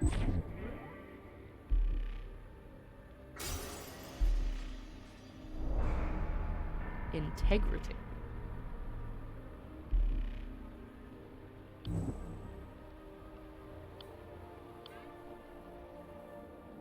He genuinely loathes lying. I regret lying. I'm an honest person, but I felt like I had to defend myself somehow from being accused. Okay, let's hear his thing Nerissa again. told me there'd be an urgent funeral in the evening. I'm not usually told who it's for. So I picked up the shovel and went down to the rear plot to dig a new grave.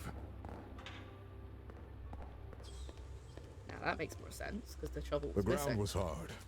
Took me some time to dig that hole.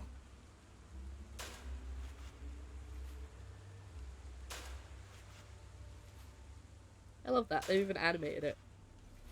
I thought he was just going to stand there and then suddenly there'd be a grave. I took a long break while digging. It's within my rights. There wasn't anyone else around, so it was nice and peaceful. Then I got back to it and finished digging the grave.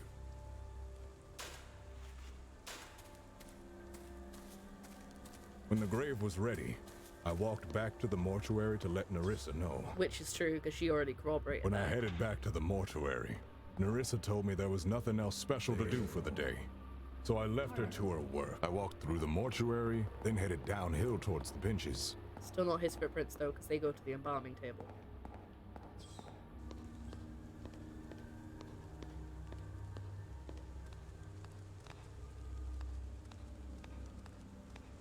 Which also makes sense. I spent the remainder of the Yeah, okay. afternoon resting on a bench. Why he didn't see Augustine, because he was here and Augustine was here. Except Augustine was over here by this point, so he still should have seen him. I walked through. Maybe he was. I was elsewhere at the time. No, you weren't. You were right here, and he was over here somewhere, like hanging around in this area. Suspicious. When the gr- No, I didn't see anyone coming from the back exit of the mortuary. There's our contradiction. Let's go back to Nerissa. Pretty sure it's Nerissa lying about that, not him.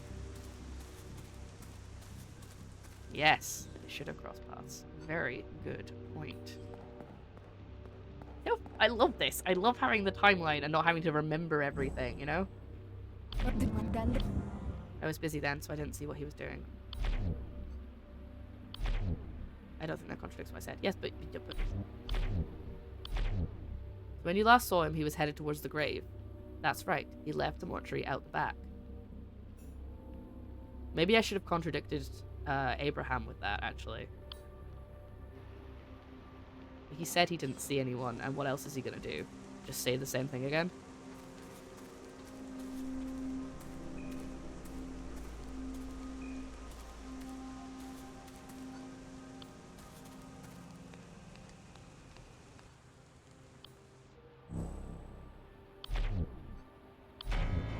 There we go. Conflict revealed. Ah, so this doesn't necessarily mean either one of them. We don't know which one's lying, but we've revealed the conflict.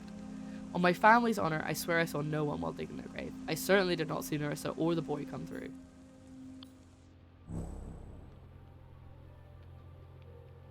Despite conflict with the testimonies, the suspect insists that the following is true. Okay. Oh.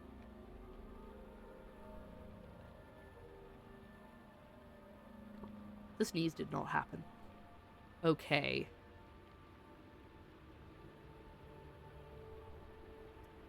How do I resolve it?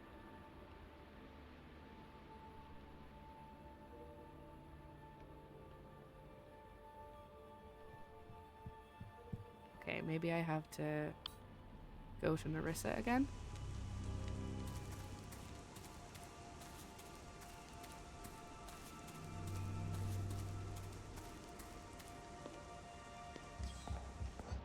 Hi, buddy.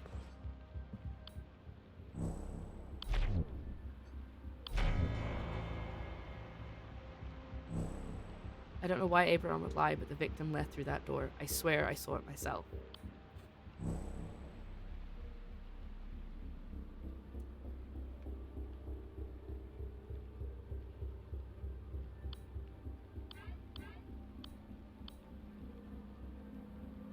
He does value integrity. Abraham has been a groundskeeper for years. He keeps to himself just as well. I prefer not to be interrupted in my work.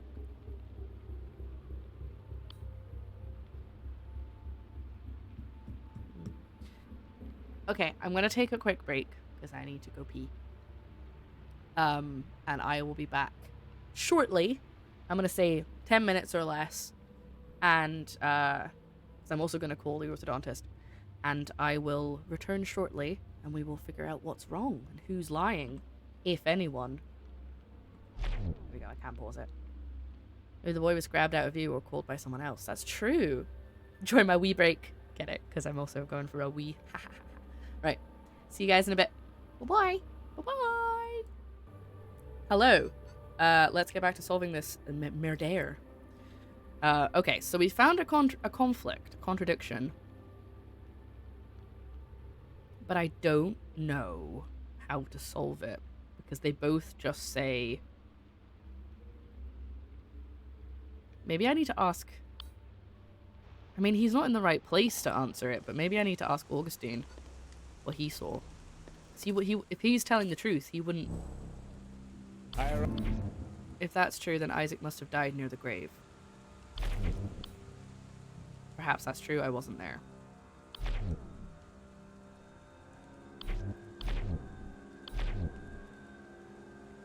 Was there something particular about the statue that caught your eye? Given its age, it's been immaculately maintained. The groundskeeper must be skilled. It's kind of annoying me that every time I hover, it covers up the text. Like, I don't want to, I want to just be able to click on it. Anyway, whatever.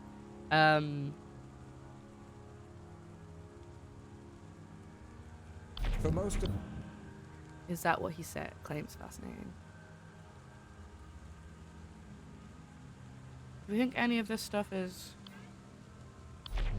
It's preserved in remarkable condition, marvelous craftsmanship too. A shame the family became disgraced. I want to know what... If any of this is... Bloody liver? I'm gonna ask him about the body. His face, it's as if he just fell asleep. How could this be? He had no enemies. Is it possible I was the intended target? Horrifying to consider. My path has not crossed one of these devices before.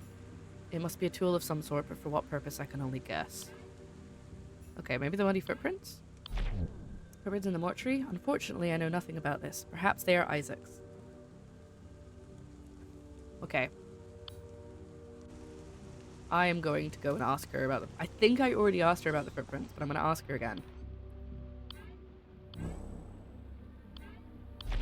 I apologize for the filth. Normally the mortuary is in pristine condition. Yeah, but who was it? Who left the footprints? Fearless for visitors to the cemetery. You'll be surprised how often people forget to bring anything to honor their loved ones. Ah, Mother Miriam. This was the body I was preparing for the funeral tonight. A horrible way to die. At least her inner organs were intact. Until you munched them. Scanner? I don't use anything like that for my work. That's Abraham's sickle for cutting back the grass. Well, any tools are stored in the mortuary's back room, but I have no reason to even touch them. It wasn't in the back room.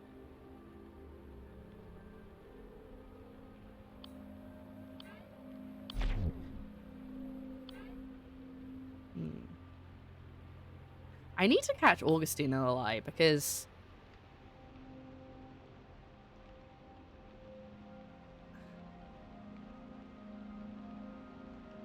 Because he's the only one I don't have any information about his, like, brain, his personality.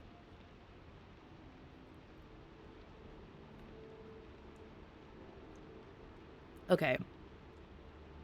If this is the case, he should have seen Abraham. So maybe I need to contradict him on that. But I think I tried that already and it just said no.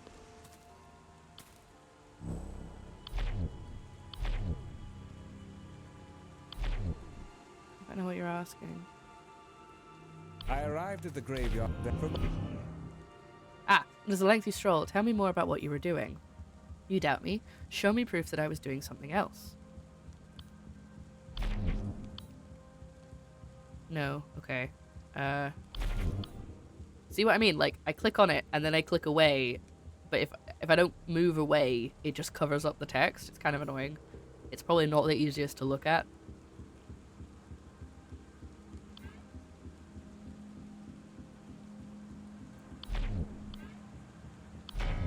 Yes! There we go. Your scanner was left behind. During your so-called stroll, did you drop this by any chance? I found it placed in front of a gravestone. What were you doing with it? This has nothing to do with Isaac's death. I shall be the judge of that. Tell me what you were doing. I was using the scanner to recover a lost hymn for Abbot Gregory to use in tonight's mass. The last record of it is etched upon one of these gravestones. Interesting. Ah, look at all of these! That's a lot of stuff. Okay. Let's go to here. It took me a little while, but I found it. Then I passed through the graveyard until I saw the statue of Saint Walpurga.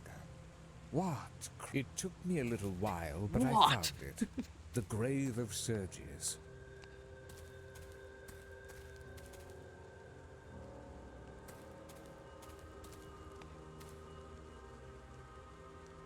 Alright, so he should have. I guess he's just out of view of being able to see him.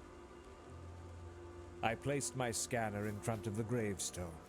It would take some time to decode the etchings. Oh! The next bit says observe Abraham. That's intriguing. Then I saw a stranger pass by. He was tall, barrel-chested. That's not the way think he said was he the came. groundskeeper. Afterwards, I waited by the grave for my scanner to complete its task. It was taking longer than I expected, so I had to leave it. He said he went to the bench. He's not at the bench, he's at that gravestone. At the top.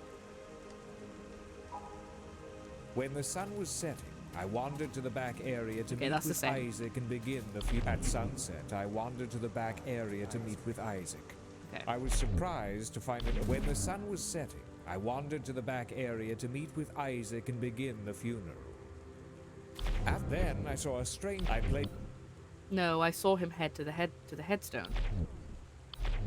Okay. Right, that means I gotta talk to Abraham. I keep trying to call him Augustus. Neither of them are called Augustus.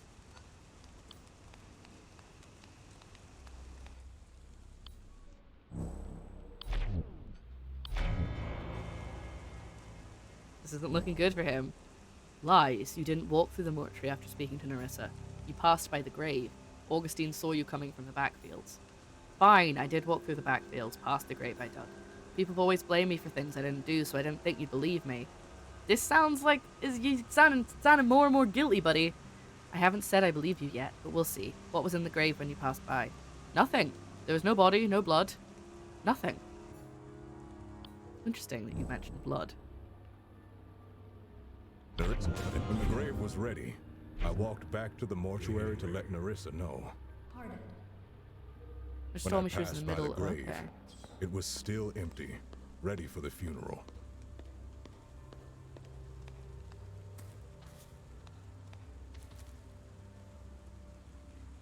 I walked through the walls to reach the front field. I suppose that's when the scholar saw me. Not sure how that proves me wrong. I need to ask him about this, because you were there until someone called for help? That's right. No, it isn't. I don't know what he expects to find from the... Stop it! But if it etches with nothing but trouble. Just annoying, I just want to read it, and putting my mouse anywhere down here makes it cover it up. It's just really annoying.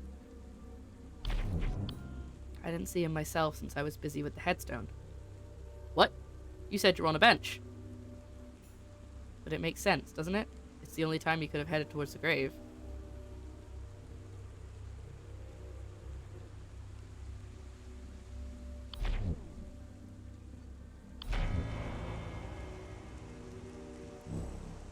Father Augustine claims he saw you kneeling by the headstone. Admit it, Abraham. You weren't resting at all. Fine. I had to tend the grass around the graves. Why do you keep lying? I didn't mention it because I thought it made me look suspicious. Everything looks suspicious. Now you made yourself even more suspicious. Amend the testimony. Good lord, man. Okay, so almost all of this is corroborated now. Except for this. The fact that we didn't see Isaac. I had a sickle with me because I wanted to trim the grass around a grave in the front field. I had a sickle with me because I wanted to trim the grass around a grave in the front field. And then everybody rushed to the grave at the same time.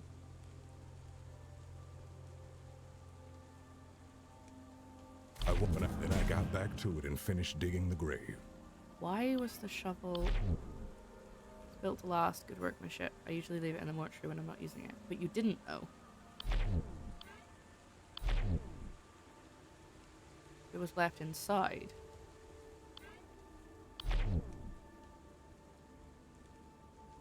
So whose were the footprints then? How do we resolve this problem? Boy taken to the rear fields before the funeral, so I let him out the back exit. I took a break while digging. There was no one else around. One of them has to be lying. Is it something to do with this? No, yeah, because he would have seen who took the surgical tool. I took a long break while digging. It's within my Oh, rights. I get to click on this. I forgot about this. I keep forgetting about this. Every time I uncover lies, I get to click it.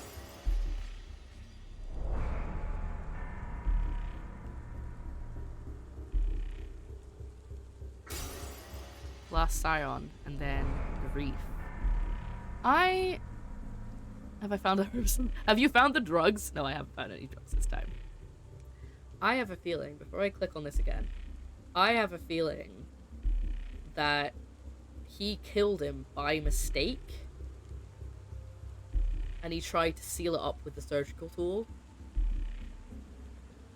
I might be wrong, though. Are there actually drugs? Hold on. Sorry, Abraham. I gotta leave you. I gotta go look for them.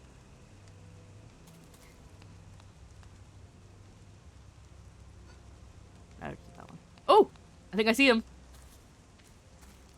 How did I miss them earlier? No, I want to click on him. What is this? The Devil's Herb! Found it. I found the drugs. Okay, let's go back to him and talk about his brain stuff that I just found.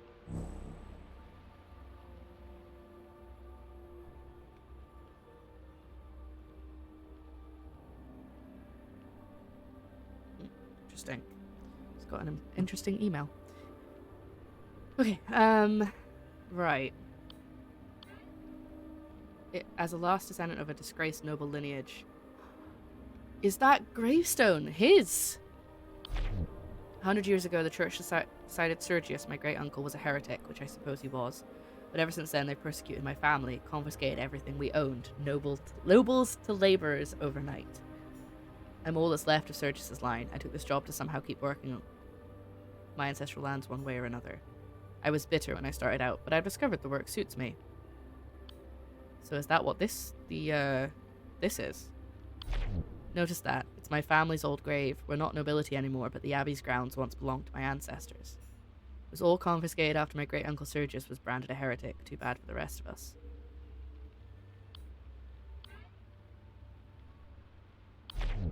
I will never forget that night. Someone torched our home, trying to burn us alive. Of course, the guards never caught the arsonist.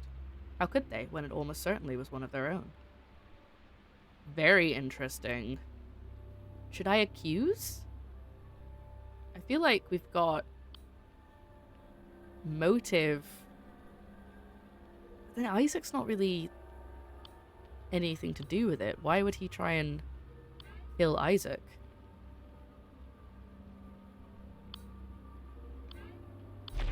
That's the poor boy in the grave. Such a shame. I hadn't seen him while he was alive. So why would he try and kill him? Unless he thought he was Augustine. I don't like speaking badly of others behind their backs, but honestly, he gives me the creeps. It's like I could accuse...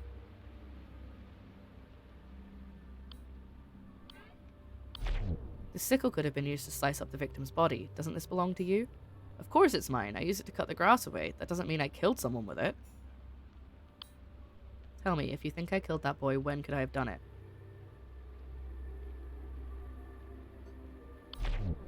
I wasn't anywhere near him at the time. Oh.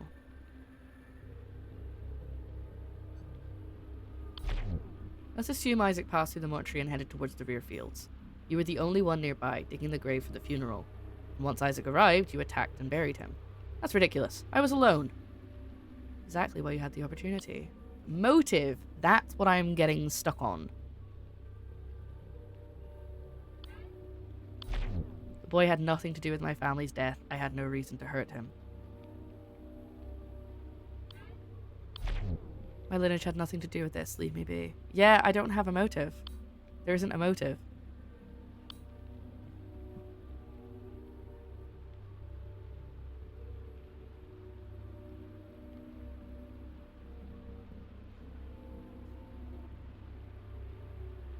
She didn't...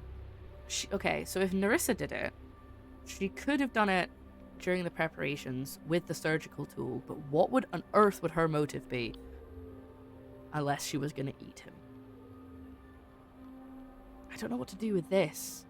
I took a long break while digging. No, I didn't see anyone coming from the back exit of the mortuary. How do I corroborate any of this?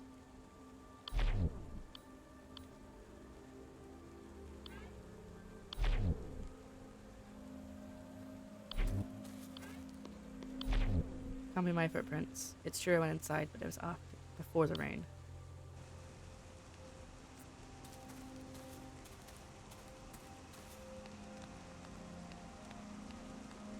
I mean, it could have been Augustine.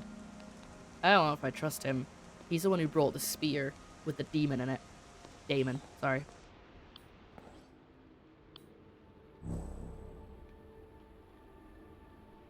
Okay. I think I already asked her about these.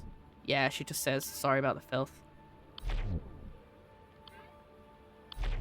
I don't think that contradicts what I said. It does, though. You said you were alone. So who left the footprints? Did that one, did that one.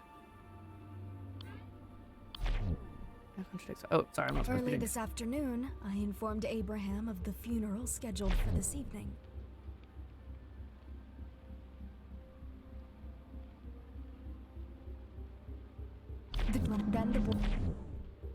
I was busy, so I didn't see what he was doing. Why was it outside? I found your multi-tool, now I've done this bit.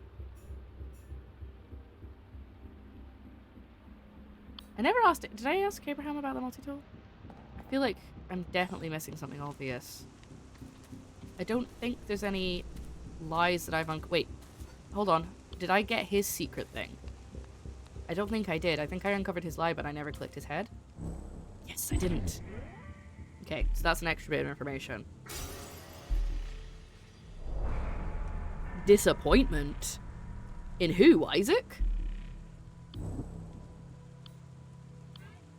Found Augustine's sanctum. Augustine is unimpressed by his apprentice's recent research. Isaac could have been an eminent scholar, if only he was more disciplined and rigorous in his thinking. I admit sometimes I felt like he was wasting his gift. His death is even more of a waste, of course.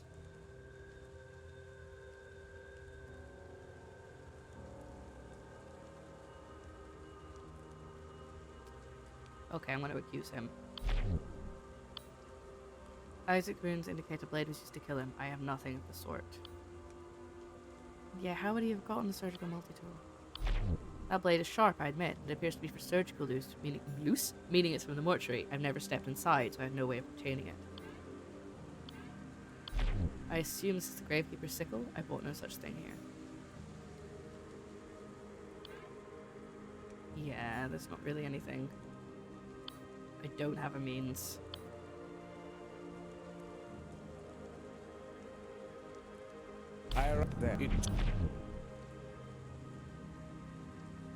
Then I passed through the graveyard.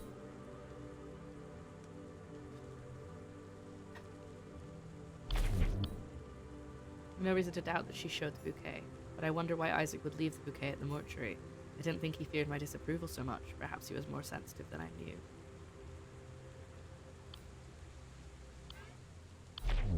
Alright, I'm just gonna ask him about all the other secrets. Yeah, I didn't think so.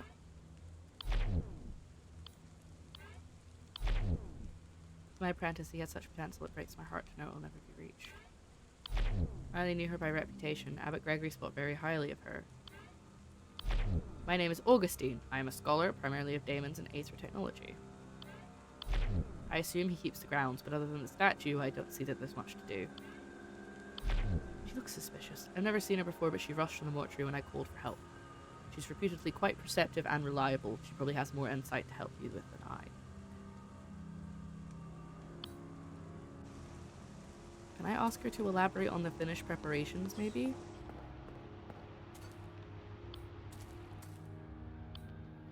Do you consider your work complete, then? I did my best, given the circumstances. I always do my best, sister. That's it?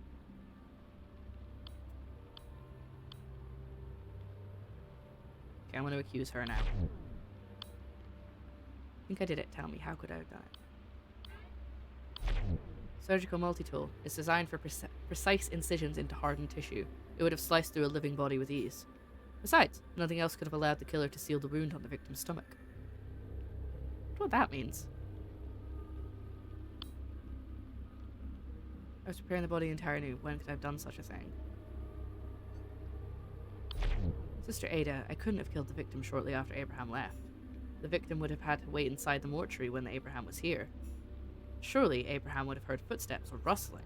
Perhaps preparing the body occupied me the entire afternoon. When could I have done such a thing?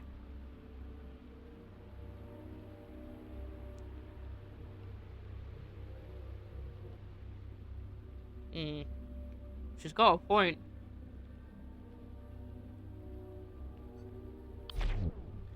You killed Isaac when he was visiting the mortuary to fetch the bouquet.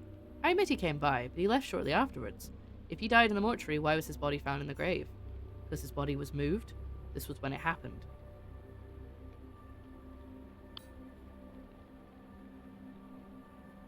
That doesn't seem likely.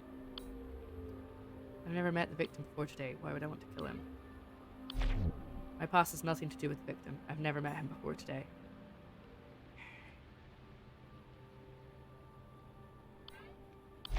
Nonsense. Now I'm both insulted and confused. How does that suggest I'd want to kill the boy? Okay, so no, I don't have enough evidence for anybody to be accused yet. The truth. Is that why he's here? I didn't see him arrive because I was inside. When I showed Indoors at the time, I couldn't see what he was doing. them after it.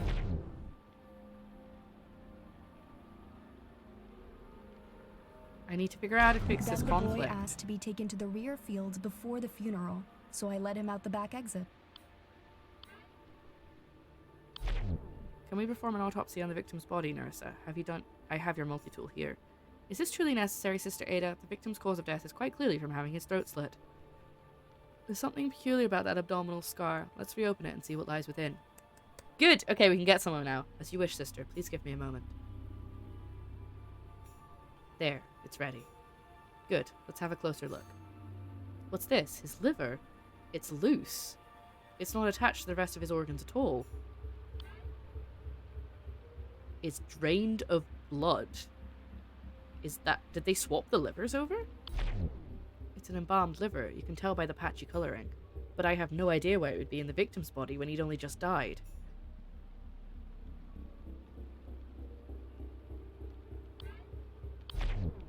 Murder's embalmed liver. It seems rather deformed. What happened to it? Apologies, I must have mishandled it. Okay, but then why is this one...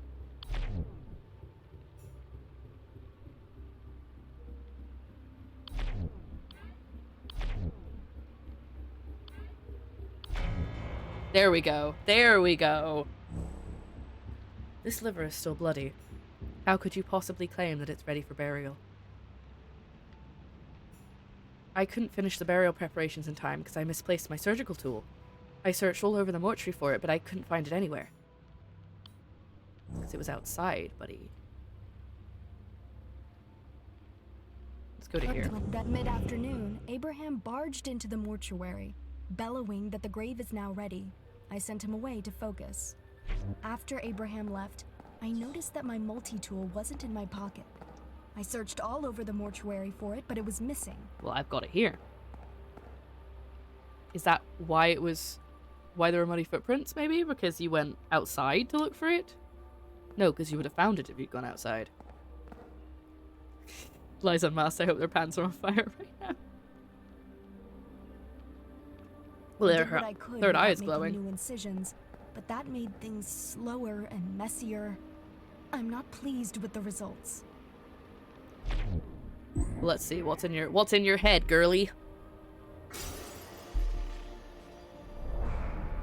Ah. Carnivore doesn't mean cannibal, but what? Exotic cuts of meat, especially fresh entrails and organs. I knew it as soon as they were like, she was a famine survivor and she managed to get through it at any cost. I knew it was going to be cannibalism. Perhaps I enjoy meat too much. But everyone has a soft spot for something, don't they? Yeah, I don't like that you work in a mortuary and you're like, I mean, to be fair, it hasn't said human organs yet, but fresh organs makes me nervous. After Abraham left, I noticed that my multi-tool wasn't in my pocket. I searched... Ah, thank you for finding it. I had difficulty finishing the embalming without it. Okay, that doesn't actually give me anything. Was it in the mortuary? That seems improbable. I thought the same, but I searched everywhere. It's just not here somehow. Okay.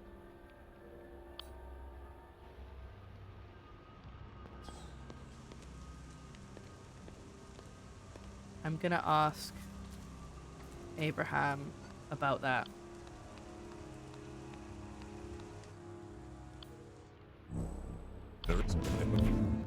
She lost it. That doesn't sound like her. She must have been distracted by something. Definitely Narissa's. I've seen her using it at the table. I suppose it cuts and injects hairs. I don't have any proof that he took it, though. I think she went outside. I just wish I didn't have to run all the way back when I want to talk to one of them.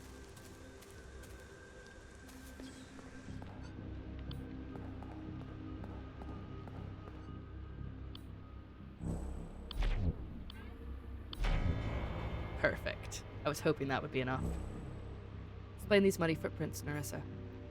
Are there multiple crimes that we're investigating, or is this game one big investigation into a single crime?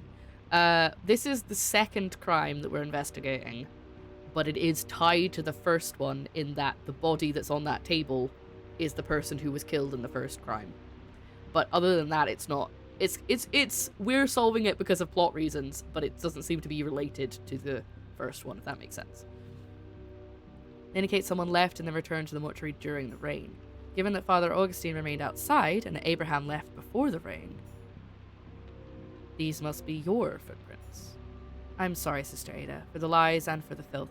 I can't wait to clean it up. I admit I did step outside briefly to search for the multi-tool. Then you would have found it, because it was right there.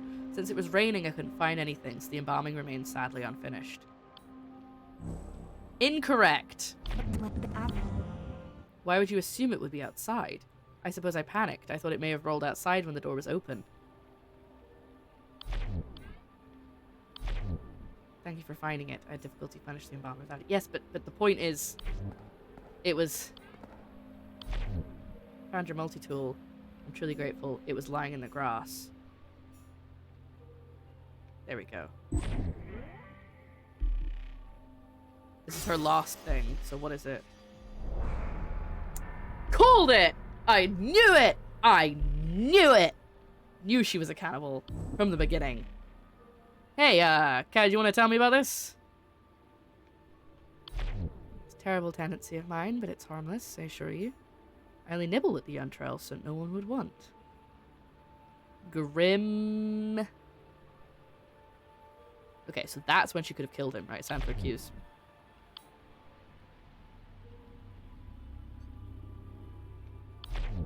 After you dismissed Abraham, you weren't searching for the multi-tool. You dragged the victim's body to the grave, hoping to bury it before anyone arrived. What would be my motive? Your austere childhood has led you to develop a deep craving for exotic meats. Long pork.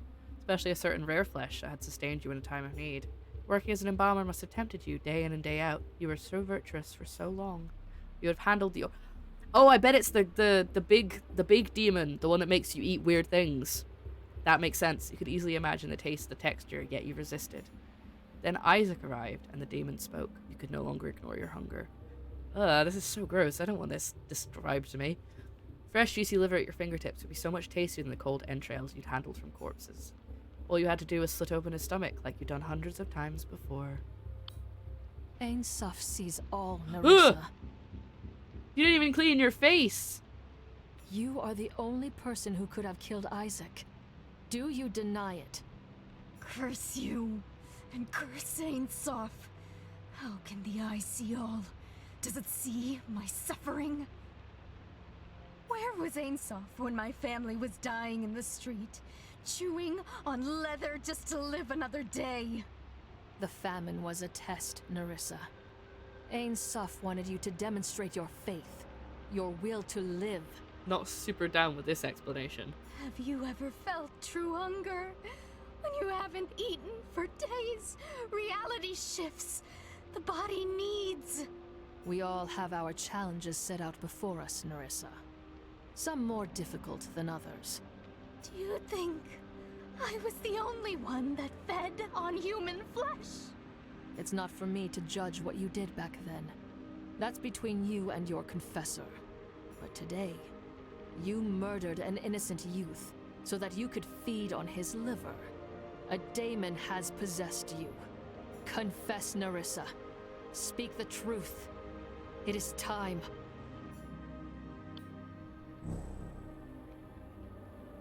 Here we go. We're gonna listen to watch Early this one. afternoon, I informed Abraham of the funeral scheduled for this evening. It's gonna be gross. Warning. The truth is, that boy did come by. He asked for a bouquet for the funeral later that day.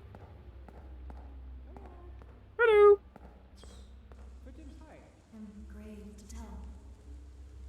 When I brought him to the bouquet table, I don't know what came over me.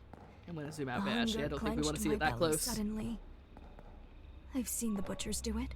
It only took a quick slash to his throat, and he fell to the floor. I knew where Hence to why get he the dropped. best cut. His liver.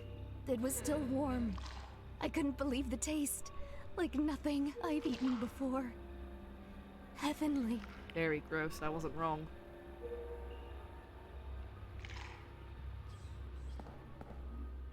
Then, Abraham barged into the mortuary, bellowing that the grave is now ready. I sent him away to focus. Bellowing. My senses were returning, and I cleaned up my mess. I sealed the boy's body, putting the liver from the body I had been embalming inside and sealing it. Yeah. Ew! I've gone through the same ordeal but with pizza instead of body parts. I feel like that's a lot nicer. That's a lot more normal. I carried him to the new grave and quickly tossed him in. I heard someone coming, so I didn't have time to bury him. I was shaking with adrenaline. Well, good thing you've got body storage right there. Wait, you heard someone coming. Who was coming? Everybody else was outside. Over there. The other side of the... Oh, that way for you guys. Plop. In my hurry to return to Oh, the I see. He saw mortuary, someone my coming multi-tool into that must bit. have I see. slipped out of my apron's pocket. I stored what was left of the liver among the other entrails, hoping to finish it later. I wanted to savor its deep, rich flavors. Gross. Sooner than I anticipated, I heard a scream from the backfield. Someone had already discovered the body. I guess people wouldn't ask why you came out covered in blood. They couldn't see your face. Oh, what's that doing there? That shouldn't be there. Nerissa's wretched soul is twisted by demonic influence. I was pretty sure it was because it said his stomach was open, and then they said the stomach on the table, Miriam's stomach was open. And I was like, all right, okay, so someone tried to take out his organs, and then it, it'll eventually go fit into place. I must speak the daemon's true name. Then the daemon will be cast out, and be banished to the ether. Ain Soph, guide me. What daemon has possessed Nerissa? Pretty sure it's gonna be this one. Pretty sure it's this one. 'Cause he's consuming strange things. Let's just check though. No, that's not it. No. No. Okay, yeah, it's definitely this one. Out, Beelzebub! Leave this soul and return whence you came! Oh my god. Let me just switch over to this side. Here we go. Hello. No! We must feed! Nerissa, delicious, scrumptious little morsel. Creepy. We must have more. The hunger is an endless pit. More! Speak, Beelzebub. Why has your kind returned? Hunger is a primal need. Just as you feed on lesser life forms, growing them in captivity for slaughter. Oh yeah, to mention what you said, Shogun, about the livers of carnivores being toxic. Maybe Isaac was a vegan. We feed on you, the meat of your emotions, the marrow of your deepest desires. You will prey upon us no longer, Beelzebub. Return to the ether, and never come back. I must obey for now, but we won't be gone too long. Tonight, Lucifer will open tonight? the gates of hell. I won't be the only one allowed to feast. Ada, you juicy little morsel, we shall devour you soon. You and all the other delicacies. Please don't refer to me as a juicy little morsel. That feels very weird. Bye. See you later. Nerissa, I heard from a prominent doctor that nice Chianti and a fava beans helps the toxicity. do you hear me, Nerissa? Was I too late? Oh, she didn't read the second bit. Goodbye, Nerissa. May Ain Soph make you whole again. So this is the power of an exorcist. I've dreamed of seeing this. What does it look like to everybody else? It looks a bit different than I imagined, however. What's happening to her?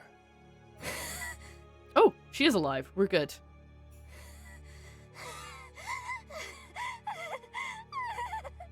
Oh, but I think she might have lost her mind. Ada, look out! Huh? Halt, Nerissa! Oh, she tried to attack me. Good, I've stunned her. Are you alright, Sister Ada? Yes. You came just in time. My thanks, Virgil. Ein Soph, save us. Hello. Another possession, another killing. How is this possible? Who is responsible? Kinda you, to be honest, buddy. Virgil, you have failed us. How could you allow this to happen? Virgil? Unfortunately, Father, I believe you are primarily responsible. Thank you, Virgil. We should have listened to Ada. He's got my back. She warned us about the contaminated body, and its demons spread, just as she said. That's true. We must act now. We can't waste any more time bickering about who's to blame. The daemon within Nerissa spoke of Lucifer's return. He walks among us. Among us. Sorry, I had to. We still think it's this guy, right? It's Virgil out here perverse that throwing you return hands. now on the holiest of days. Why? Are we being punished? Maybe that's the Doesn't exact matter reason. why. The Abbey is unsafe, Father. Cancel the Mass. Send the pilgrims home. If you proceed, you are risking all their lives. No, Father. You must stay the course. Nah, he's We worked Lucifer. too hard for It's this definitely moment. that guy. I have decoded the ancient hymn of communion. The Mass can proceed as planned. It's definitely that guy. It's definitely Augustine. This chance will not come again for another century. It's literally the last chance we have in our lifetimes. What is the significance of that hymn? Why must it be sung tonight? To let Lucifer in. According to Augustine's research, it honors Saint Walpurga and her victory in a way uniquely pleasing to Ein Soph. It is definitely going to summon Lucifer when they sing it. I protest. But if you absolutely must hold the Mass, at least allow me to guard you at the altar. Nope. You are That's a bit putting of fluff on the yourself mic. in danger.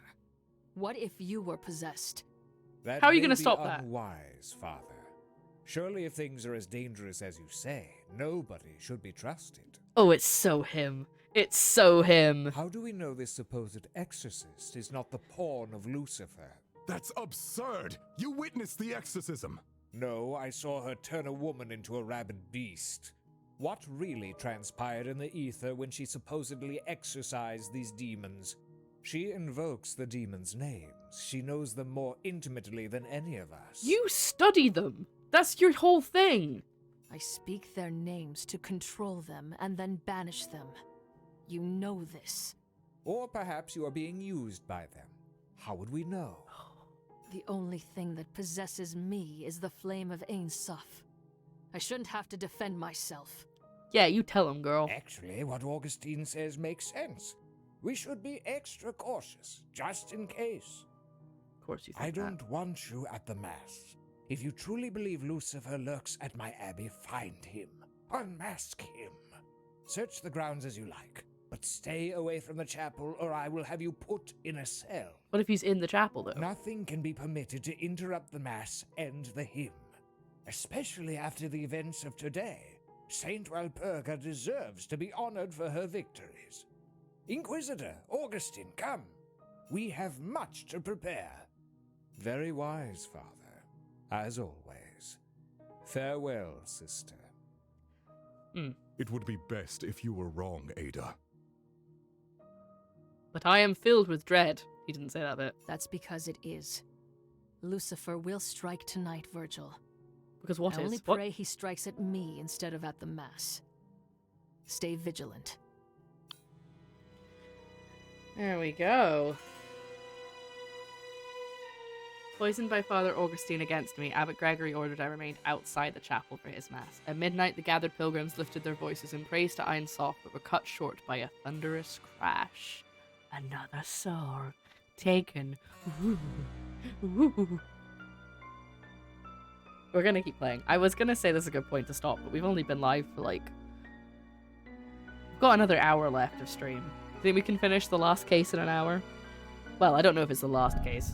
I saw somewhere that there were only 3, but they might have been wrong. It might be all the ones about the Abbey or... Virgil, where's Abbot Gregory? What interrupted his Mass? The abbot. His death was the interruption. A third murder, I'm afraid. Uh-oh. The lights went out during Mass.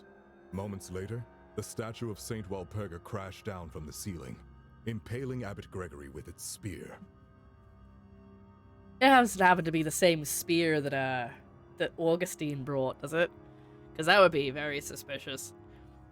Speedrun this, case 3 might be doable. An assassination, then. But why? We must determine who is possessed immediately. Examining the facts will reveal Ein Sof's truth. How was the statue held in place? Due to its weight, we had to rely on using aether-powered restraints to hang it above the altar. Which means the killer must have sabotaged the 2 power generators on the balcony floor. There were only 2 people on the balcony during the Mass. I've detained them for interrogation. I bet one of them's Augustine. I've sent the pilgrims back to town, lest they panic and disturb the evidence. Excellent work, Virgil. Good job, Who are Virgil. The suspects? You said there were 2. You already know them. Brother Gideon and Father Augustine. Oh, God. Okay, it could be either of Since them. you are a key witness to the events, I will of course hear your testimony as well. May Ein Sof show us the truth behind all of today's events. Okay. Now, I could speedrun it, but I think we're gonna take our time. Oh! Oh! I didn't even see the stairs there. We're just gonna try and get all of the evidence before we talk to anybody. Generation normally powers the lights and the aether restraints in conjunction with its counterpart in the west balcony. It's been fried by some sort of etheric discharge. Let's go all the way over there.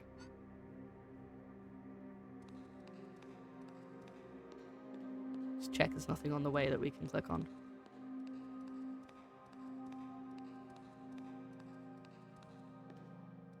Oh, is this thing? What this thing do? Organ. Don't tell Narissa. Massive musical instrument similar to the organ in the cybernetics tower. Okay, so that's probably where Gideon was probably on this side then, right? This generation normally powers the lights. Same thing. Okay. Same thing as before.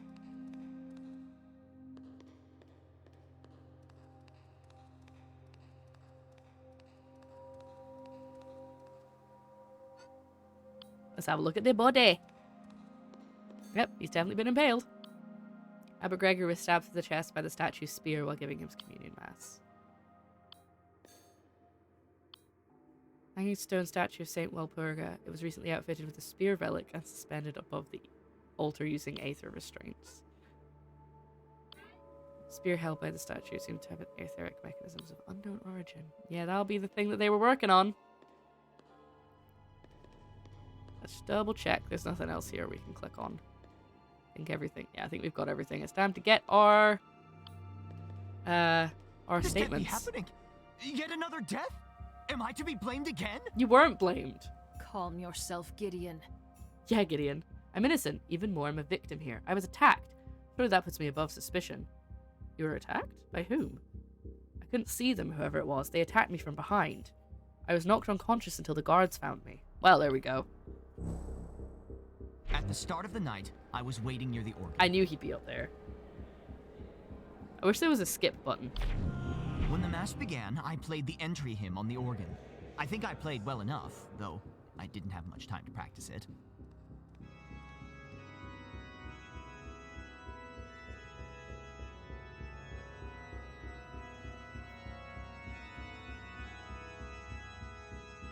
After the opening hymn, I listened to Abbot Gregory's sermon. It was a pretty good one. But you're still facing... Oh, there we go.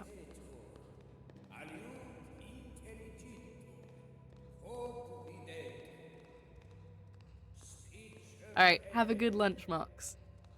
I don't know if you will be, but we'll see. Praying together to Einsof. Oh, there's someone behind him. When the ritual of communion began, someone attacked me from behind. I fell unconscious until just now.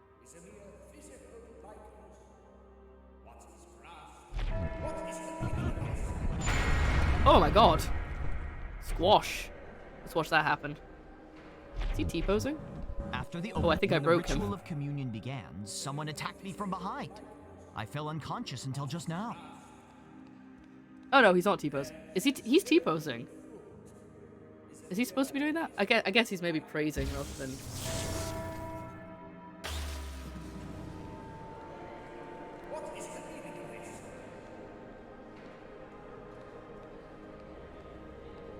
Then...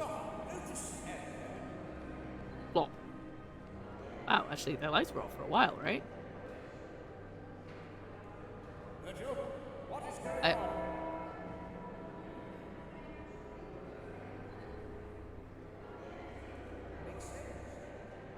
Oh, there we go. He's up again.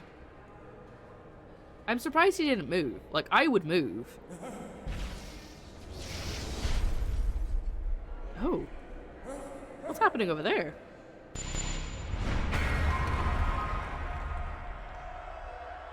Yeah, okay, fair enough. We'll get more information from Virgil. Don't trust you, mister. Ah, poor Abbot Gregory. We had such hopes and plans together. You do not sound sad. If only he had listened to your sage advice, Sister Ada. Perhaps he would be safe Oh, he's now. so evil. Even if he isn't actually Lucifer. You. I cannot ignore that you are the link. Everything that has happened today points back to you, Augustine. It must be a tragic coincidence. The abbot was my friend and trusted ally. I wished him no harm. Is that why you're talking so evilly? Explain your actions. What were you doing on the balcony? With Mother Miriam's passing, Abbot Gregory needed someone to ring the ritual bell. I volunteered. It was an honor. The abbot, Virgil, and I arrived at the chapel just before the Mass.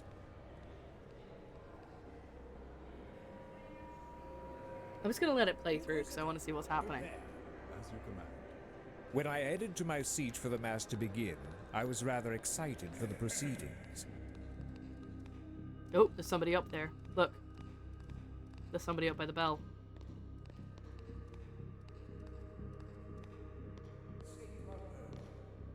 intriguing. We wait for him to do his sermon. Guess we can skip ahead. We don't have to let the whole thing play out. We began by singing the hymn of communion. It was glorious.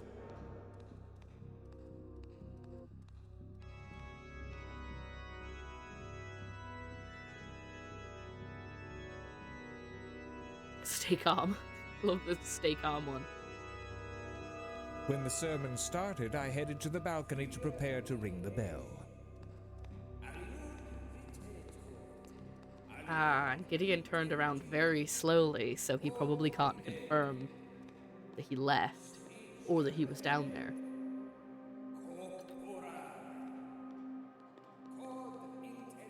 Tell you what, that would knock him unconscious, though. That thing he used to ring the bell. I rang the bell to announce the start of communion. I'd noticed Gideon was absent from the other balcony, but didn't think much of it at the time.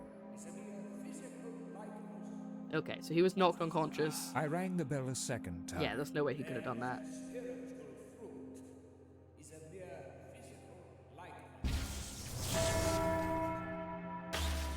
Suddenly, the lights went out and the chapel was covered in darkness. I stood calmly by the bell, waiting for someone to fix the problem. Why would you not have gone to look at the generator? I don't know, because it could have just gone off. Also, I really think that the abbot should have. Wait, why did the bell go off again?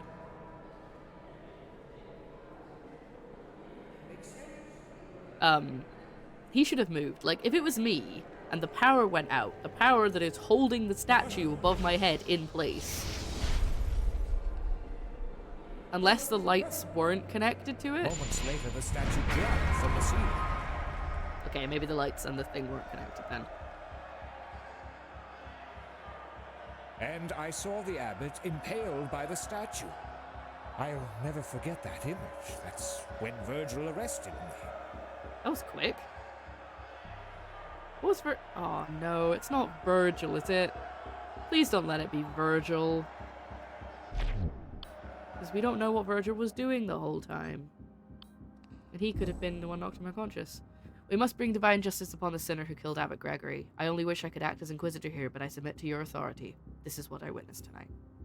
Please don't be the bad guy. We arrived shortly before the mass began. The abbot ordered me to patrol the balcony. Okay. Inquisitor, prepare. As you command. I began my Inquisitor, patrol by prepare. securing the east side of the balcony. I saw Gideon examining the ritual bell. Oh. What was Gideon doing by the bell? He shouldn't have been by the bell. What are you doing up here, buddy? Huh? Well, there's one contradiction. In fact, let's,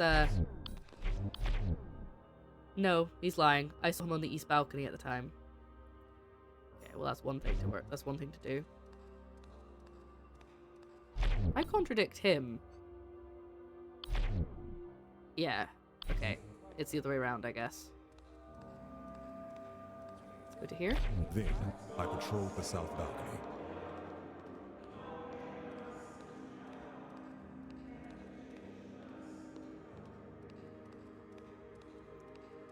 I don't know why that's... How is that verified?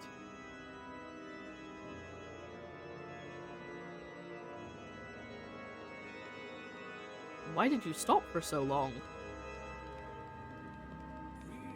God, I really hope Virgil's not possessed, but he's the only one who could have done this. Like, this is where he got knocked unconscious. Everything appeared to be in order, so I ended my patrol and watched over the chapel from the south balcony. And there's no proof that you did any of that.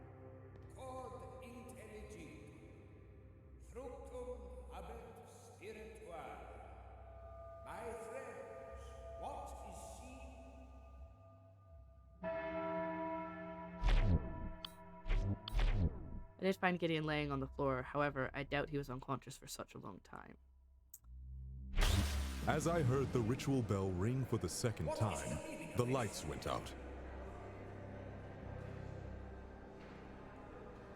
I suspected foul play. so I headed towards the west generator. Along the way, I discovered Gideon lying unconscious.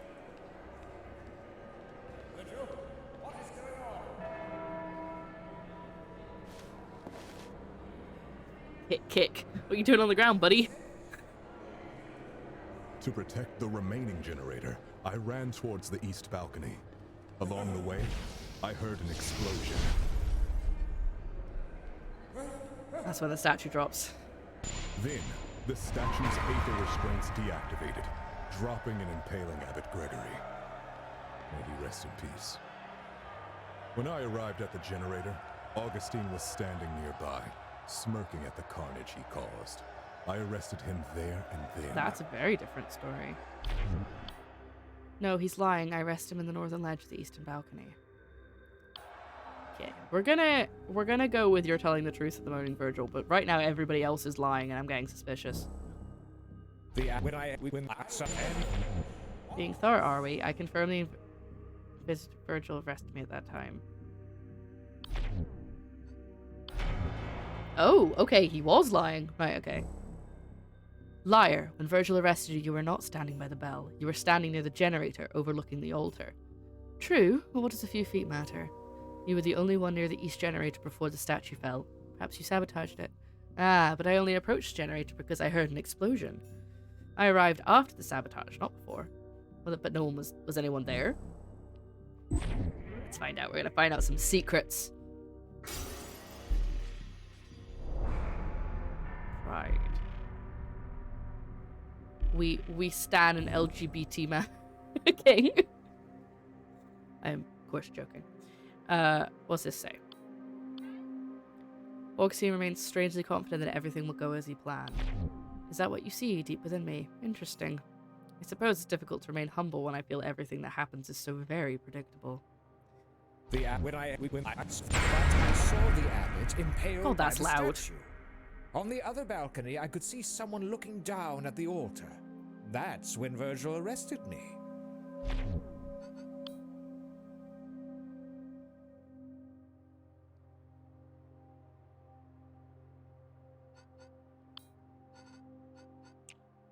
Sorry, I'm gonna make it play again. Moments later, the statue dropped from the ceiling. But I saw the moment suddenly the lights went out and the chapel. Still very I heard loud. an explosion. I discovered that the power generator was damaged. Sorry, I know this is super...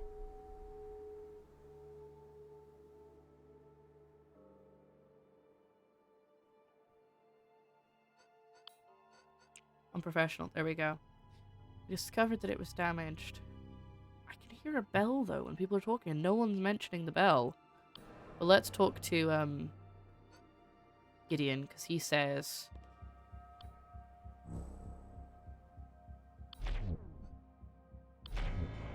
Here we go. Lies, Gideon. Virgil saw you standing near the ritual bell prior to Mass. What were you doing? Really? I'm innocent, but maybe the attack damaged my memory. What you say does sound familiar. Did I misremember? I do recall being by the bell. Did that happen? Let me think. Interesting. Given the tragic events of this morning, I examined the condition of the east generator to ensure the safety of the chapel. I don't believe you anymore. Inquisitor, prepare. As you command. Okay, so he could have easily messed with it then. Though why it took so long to blow up is an interesting question. Next, I checked the ritual bell. As I was doing this, I saw Inquisitor Virgil gazing at the altar. What? Where? From where? Oh, there he is.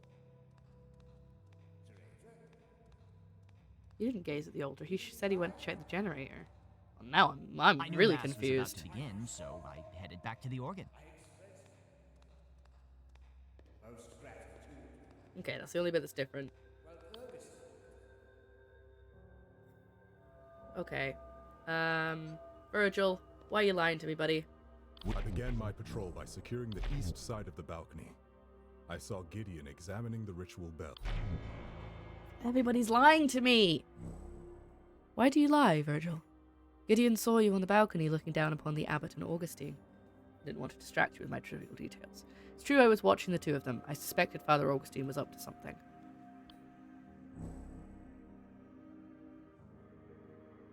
Eavesdrop from balcony. We're at the abbot's behest. I patrolled the upper floor of the chapel.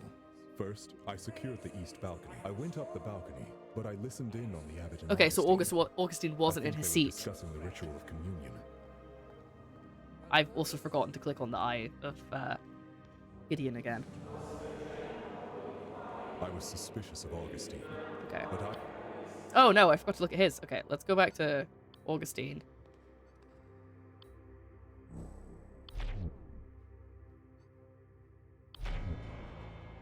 God, everybody's lying so much. Lies. Virgil saw you speak to the abbot. What were you discussing? Ah, he saw us very well. Abbot Gregory and I did speak by the altar, it's true. We were discussing the ritual of communion. We wanted everything to be perfect. The abbot, Virgil, and I arrived at the chapel just before the Mass. That's true, corroborated by everybody. At the altar, the abbot and I discussed the ritual significance of the Mass tonight. When I headed to my seat for the Mass to begin, I was rather... What are your what's in your head, buddy? Give me your secrets. Ritual of communion. Why is that a secret? Through his research on daemons, Augustine was able to discover a way to reach out into the ether and commune with the spirits therein. Abbot Gregory and I were trying to achieve a communion, a state in which Ein Sof can speak directly to our hearts. Are you sure it was Ein Sof and not Lucifer? Ein Sof wasn't always so silent, you know. Everyone would hear his voice, and it was no metaphor. Oh, thank you for the hydrate. Ah! My coaster was stuck to my drink.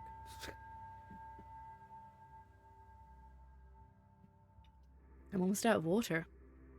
Too much hydration. Since daemons were sealed away by Saint Walpurga, Ein Sof has also become silent. The church pretends they can hear what the layfolk can't, but what if we could all hear Ein Sof again? The boundary between physical and ethereal realms are the thinnest at this abbey, where Walpurga, I can't say Walpurga every time, on Walpurgisnacht becomes thinner still, a cyclical residence every 111 years. Having the faithful sing in unison, we hope to break Walpurga's seal and witness Ein Sof once more. No, it's not Ein Sof. That's not what it is at all, and you know it. I'm gonna ask about these. I don't recall seeing him at the south balcony at that time. Perhaps I just didn't notice.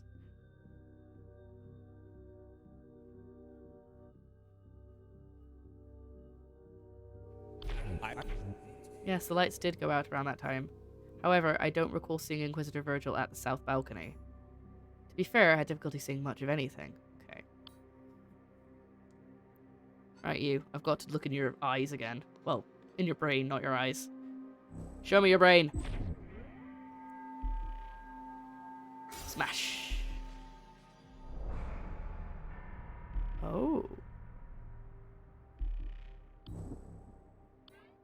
Gideon no longer trusts himself, questioning his own memory and competence. Perhaps he did make a mistake after all. I've done nothing wrong, but I can't help worrying that I'm slipping under the pressure somehow. Interesting. Okay. I have no idea if he did this. I was on the balcony floor. Okay.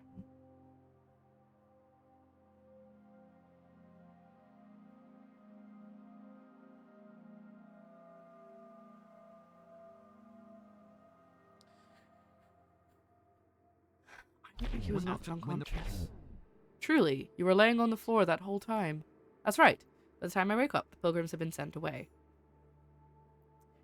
Do I have any evidence? The ritual bell went off again. Is that important? I feel like that's probably important. Unlike the organ in my workshop, this one is just a musical instrument without any etheric purpose. It could not have affected the generator in any way. Let's ask about the generators.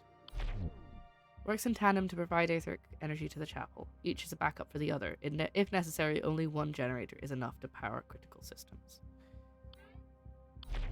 We hung the statue just last night. Due to its weight, we can only hold it in place using aether-powered restraints. Reuben restored the spear for Walpurgisnacht Mass using a blueprint brought by Father Augustine. Aha! Can I contradict anything?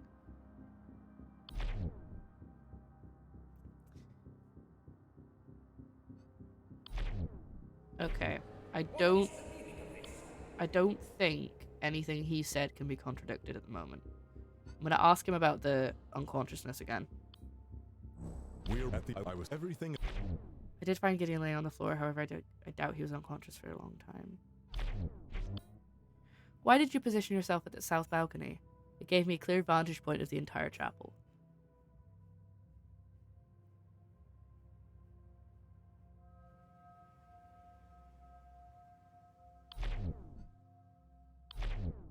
Okay. I was. Yes, I saw him approach the bell. Okay, so that's been corroborated.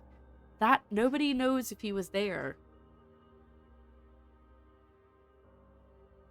Surely he would have seen it if he would have seen the whoever knocked him unconscious if he was looking over the whole Everything chapel. appeared to be in order, so I ended my patrol and watched over the chapel from the south balcony.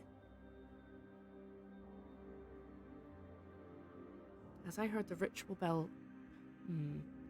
Let's ask about these. The bell that we use for mass. Abbot Gregory appointed Father Augustine to be the bell ringer. In order to unleash the statue, both generators need to be shut down in quick succession, but how did the culprit cross the balcony so quickly? Oh, I forgot to click his head! His head is glowing, and I hadn't clicked it. I didn't realize I had one left for him. Oh god, it is him, isn't it? It's gonna be Virgil that did it. Has no innate sense of justice, urging him to act and punish the guilty, provoked even more by today's events. Divine justice must be served, Sister Ada. By Ironsoft's will, I shall punish the sinner among us. It is my duty and my pleasure, as it is yours, I believe. Dude! Do not trust him, Sister Ada. He is hiding something. I know it. Alright, well, can I accuse him? What could I have used to damage the generators? Okay, I don't have... I am gonna go back up to the bell. Because the hammer for the bell hasn't been accounted for. So I think something's going on with that. There it is! I didn't pick it up before, but it's definitely there. That was what was shining before. Must have been. Two-handed bronze hammer used to ring the ritual bell during mass. Okay.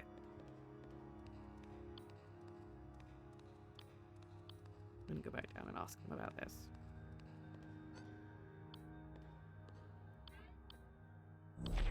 The hammer had been at the abbey since before I was stationed here. Perhaps the culprit used it to attack someone. An unlikely weapon for this purpose. It would have taken a long time to even dent the metal plating on the generators. Okay. Maybe that's not it then.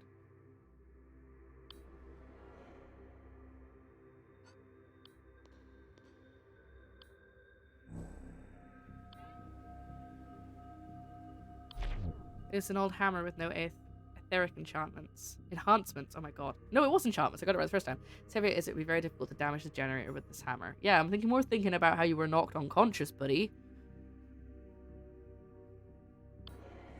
I think maybe both of them did it. At the same time. Because they were both possessed. This hammer is what I used to ring the bell. It has quite the heft to it. Inquisitor Virgil strikes me as someone who is so devout I can't even discuss my research with him. A pity. A great loss to our community, this mass was the abbot's dream for many years. The abbot? I don't recall seeing him at the south balcony at that time. Okay, I'm just gonna... Virgil doesn't believe that you were standing idle during this time. I tend to agree with him. Baseless speculation. If you have proof, I would like to hear it.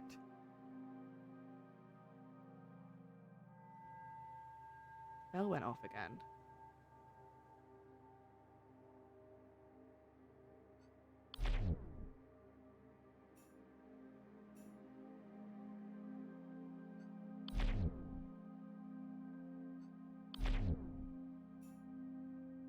Okay. I don't have proof.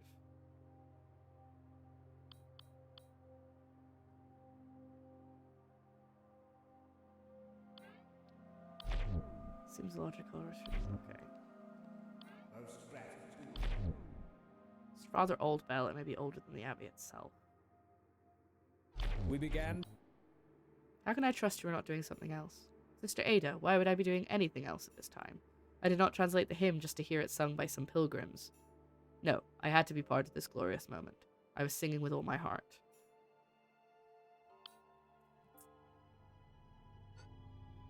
Can you confirm any of this, buddy?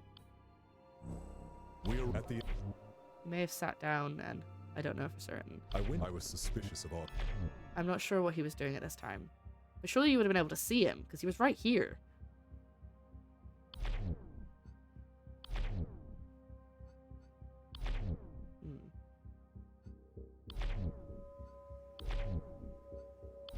Okay. None of those things are contradictory.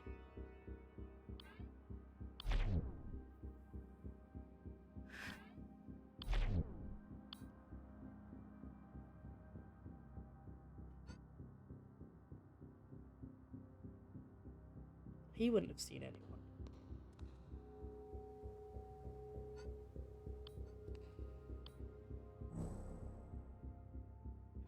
I knew. All I know is it was dark when I woke up. When after. Furious? I doubt it. Wouldn't he have seen my attacker? I think that's Virgil. I'm not gonna lie, I think that's Virgil.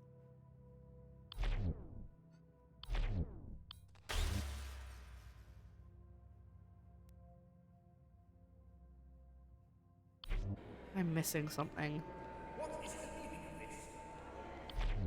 I'm Gideon Garriman, Cybernetian. We met earlier today, you may recall. You might recall. Are we certain we didn't miss any evidence? No. I definitely missed the hammer. I've already looked at that. I've already looked at the body. Ooh. Ooh. Ooh! I did miss evidence. Again, on the same balcony. Thank you. Found near the power generator, overloaded and shattered to bits. Okay. We'll hover our mouse around. In case.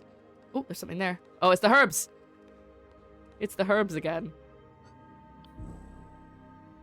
There, the abbey has been cleansed of the devil's herb. The devil's herb? Sister Ada, those appear to be pieces of salt. It's coriander! Do not speak its name. It makes me shudder just thinking about that disgusting Oh my god, that's fantastic. Oh, wonderful. I quite like it with beef soup, personally. That's a bright, refreshing flavour. Enough, Virgil. Let's speak of this no more and return to the investigation. Oh, that's good. That's good. Okay, I can't see anything else, so I think that's everything. But now we can go and ask Gideon about the cybernetics, because he knows about that kind of stuff. I mean, we could also check where Augustine was supposed to be sitting. Yeah, that doesn't look like there's anything here.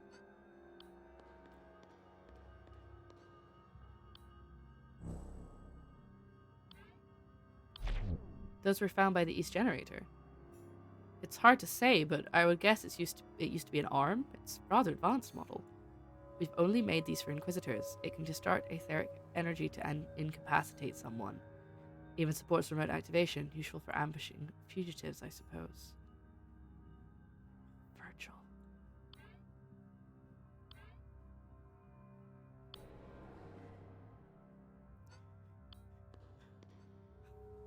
Buddy.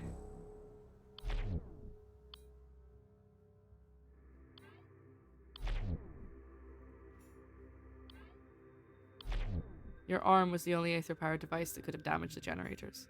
Not to mention, knock Gideon unconscious. I will grant that my arm could have been used to attack Gideon and damage the west generator. However, the east generator blew up before I could cross the balcony. If I am the culprit, how did I destroy the east generator without being anywhere near it? Inquisitor arms have a special design, allowing for remote activation. Earlier in the night, you detached your right arm, placed it on the east generator. Thanks to your cape, no one noticed your missing arm. After you attacked Gideon and damaged the west generator with the remaining right arm, you activated your left arm to damage the east generator. Oh, Virgil! My guy! It was when you claimed to have been watching over the chapel. In truth, you were destroying the West generator. No one heard the explosion thanks to the ringing of the ritual bell. What about Gideon? He would have seen me if I passed by him. 1 second, everybody. Hi. We're back. What about Gideon? He would have seen me if I passed by him. True, however, Gideon claims he was attacked from behind and was lying unconscious throughout the time. This gave you ample opportunity to damage the West generator. This is absurd, but for the sake of argument, let's say I did those things. Hypothetically, if I was the one that damaged the West generator, where could I have sabotaged the East generator without being seen?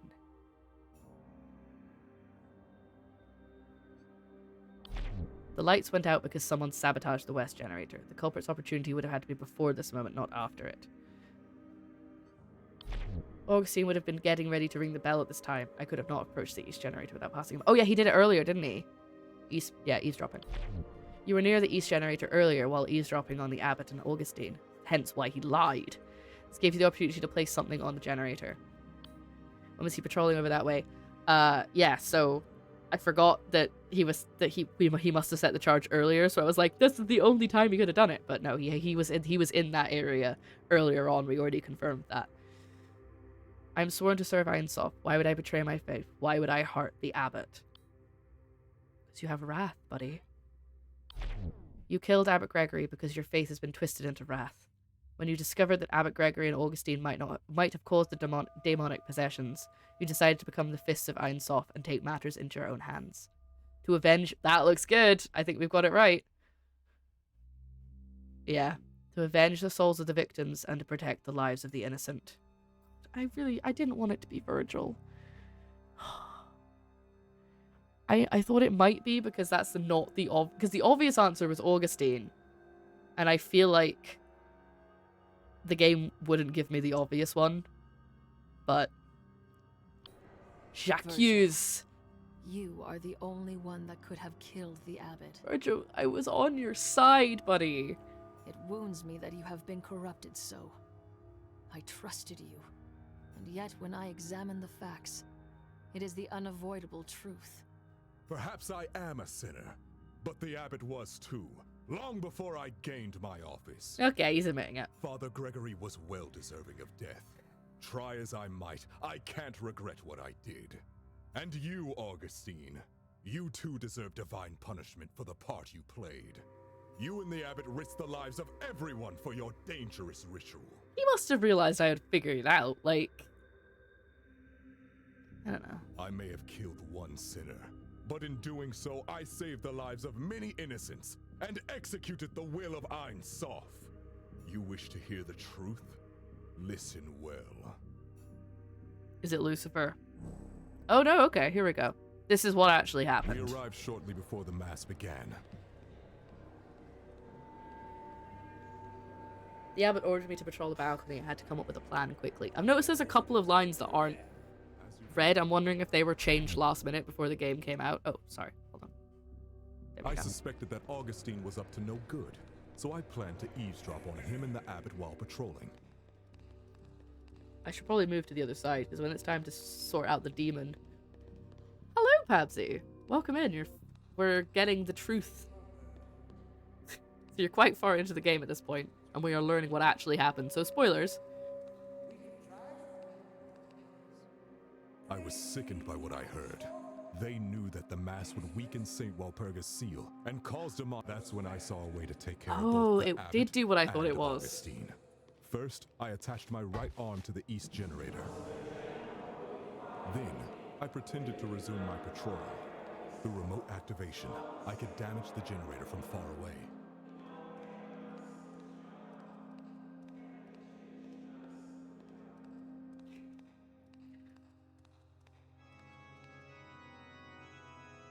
Okay, so he did actually do that when he said he did. Even though no one saw him do it. And that's why he said he couldn't see Augustine, because he wanted to frame him for the murder. I waited near the organ for the sermon to end, and approached Gideon from behind. Poor Gideon. What'd you do? What'd you go knock him out for? Praying together to Ein Sof. When Gideon's just like, Augustine rang the doopy-doo. bell, I attacked Gideon with my remaining arm. No one heard the impact because of the bell. Jeez.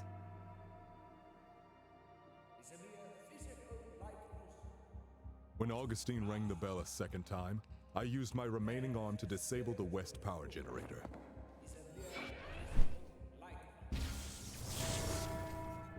The lights went out, which gave me cover to escape. So I'm going to explain the second ring of the bell. Third ring of the bell, even. Because there's another one. Before the guards could find me, I ran to the south balcony.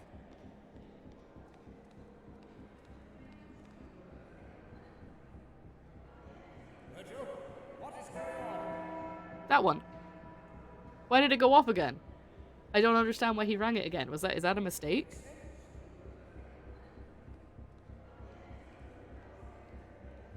And now everything was in place. I remotely activated the arm, which destroyed the remaining generator. The statue fell. Abbot Gregory was killed, and Augustine was the only one standing near the generator. Yeah, maybe. All that remained was to arrest that snake Augustine. Everything went to plan, and thousands of lives were saved.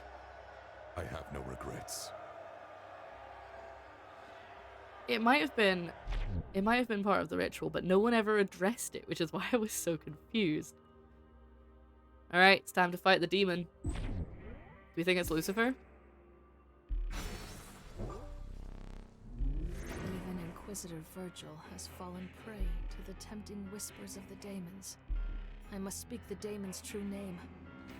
Then the daemon will be cast out and be banished to the ether. Sorry, it's just so confusing because I have a friend called Damon and I just keep... it's so weird. Ain Soph, guide me to the truth. What daemon has possessed Virgil? Okay, we've got... This one's Rage, Fervent and Righteous. It's definitely him. It's definitely Sathanus the Vengeful. Because I don't think it's Lucifer.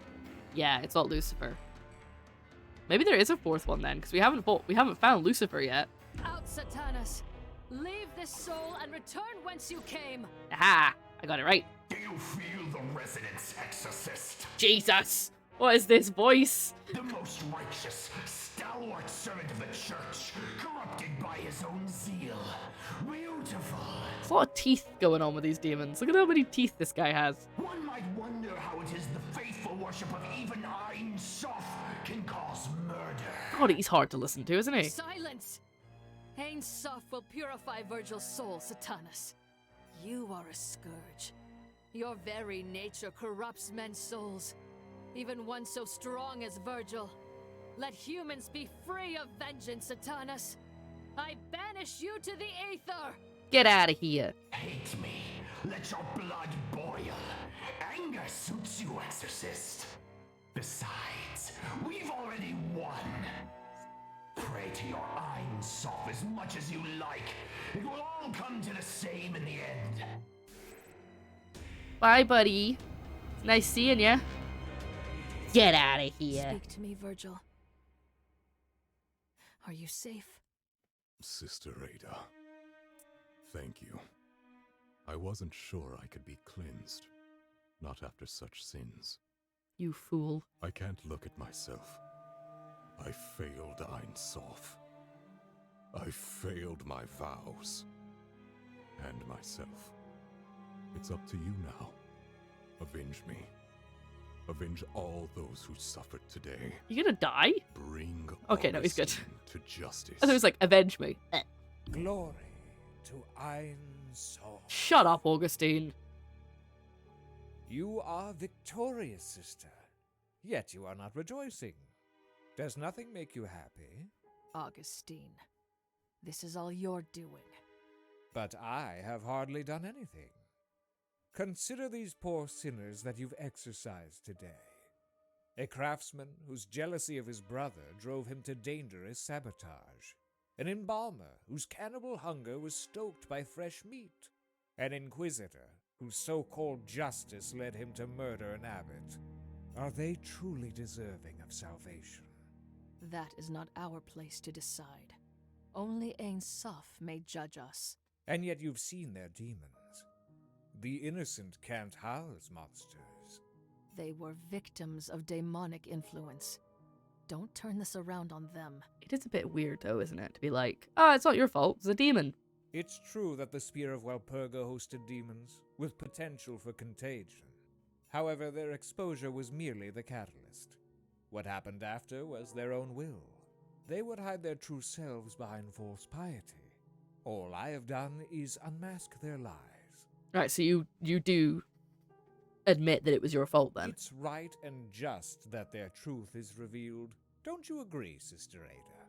So he's encouraging people's, like, bad behavior to be like, hey, look, they did it because, you know, they were going to do it anyway. I just made them do it faster. So now you know they're bad guys. Now, Terrible. let us unmask the world. Oh, what is going on? Oh, no. Father Augustine grasped the spear of Walpurga, the relic resonating with his voice as he cried out. But I heard only an ugliness worse than noise, the ultimate discord, the grating drive of daemons. Where's Einsof? What did Father Augustine do? That's obviously Lucifer. Come on, buddy. Ah, Jesus. This is what it sounds like? To hear the daemons? All of them freed? What are you doing, Augustine? My guy. My buddy old pal. Indeed. Hear all of the ether again at last, clear and strong. Surprise, no Lucifer. longer through a glass darkly.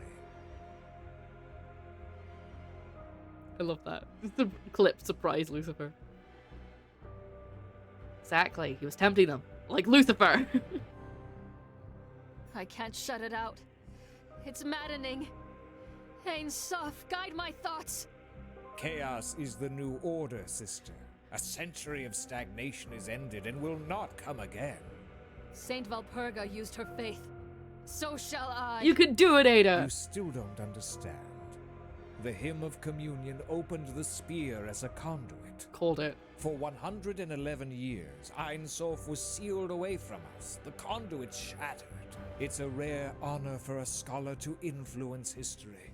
Rebuilding the spear will be remembered as my life's work. Wait, so Einsof can now speak to us because the daemons can speak to us? Are they connected? Is he a demon?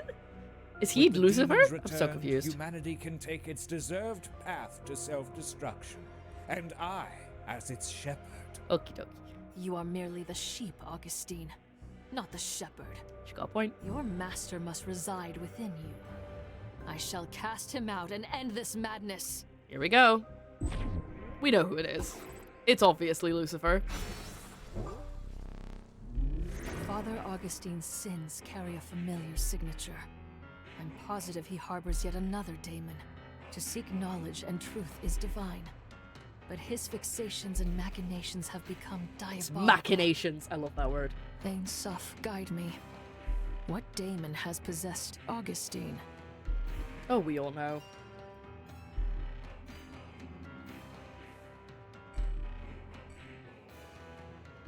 Prince of Daemons and the eternal adversary of Einsof, manifest the ambitious and strong-willed, promising their heart's desire in exchange for their soul. I mean, does that really fit? Yeah, I think it has to be Lucifer. It's the only one we haven't done yet. It's got to be Lucifer. Out, Lucifer! Leave this soul and return whence you came! Oh, hey, buddy! Good. Call upon my name. Shout it from the mountaintops. It's Tom Ellis. For I have won. I am victory in your midst. I do not fear you and your lies, Lucifer. I shall bind you, as I bound the others. Einsof, give me strength! Your prayers go unanswered. Your God has abandoned you.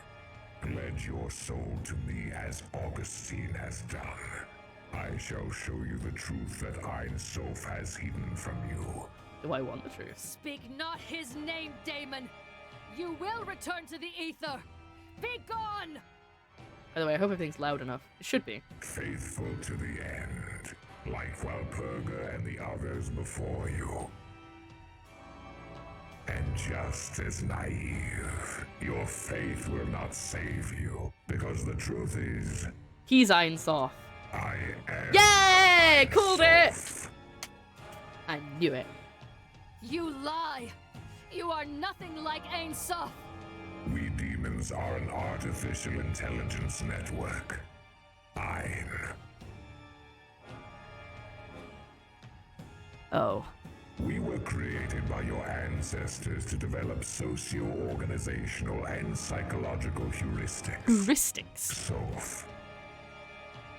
You mock me, Lucifer. If you are truly Ein Sof, then why grant me the power to purge daemons?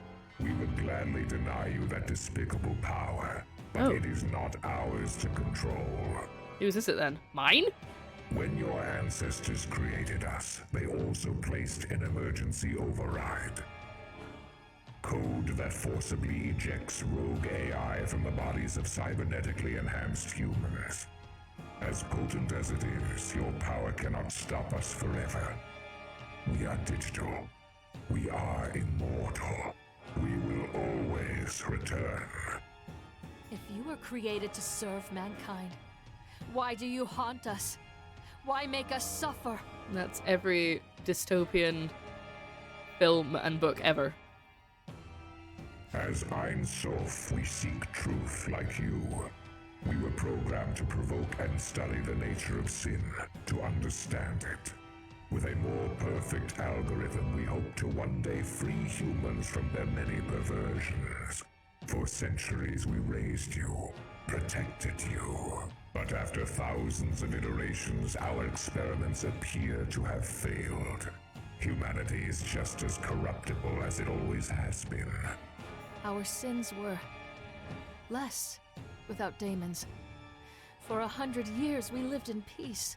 Even with us sealed away, humans were still angry, hungry, dirty. Your repressed desires are the seeds of corruption.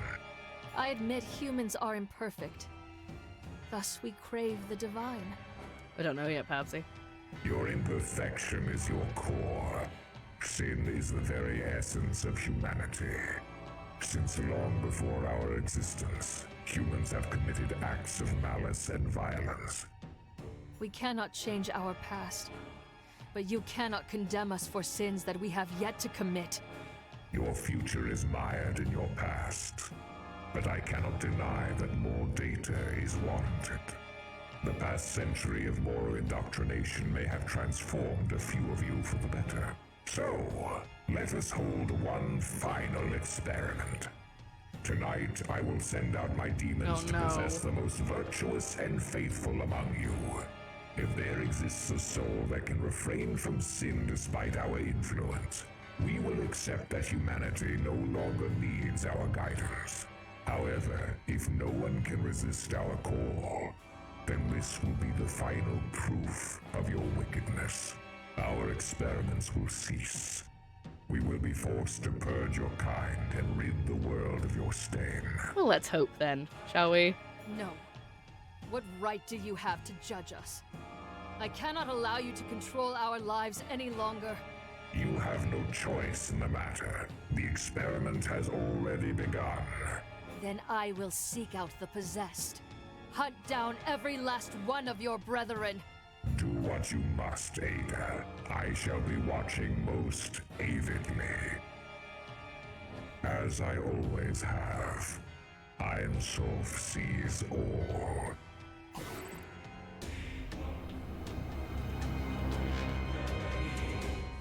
Lies. They must be lies. All lies! No, sister. The prince speaks truth when he wishes. Ein Sof and the demons have always been one and the same. One program with as many threads as souls. Be silent. I do not trust you either. You were his puppet. It's true that when I unearthed the Spear of Walpurga, its influence was stronger than I expected. But Lucifer tore back the veil and I could not look away. Don't you always say to seek the truth? Don't twist my words. Your sins are unforgivable.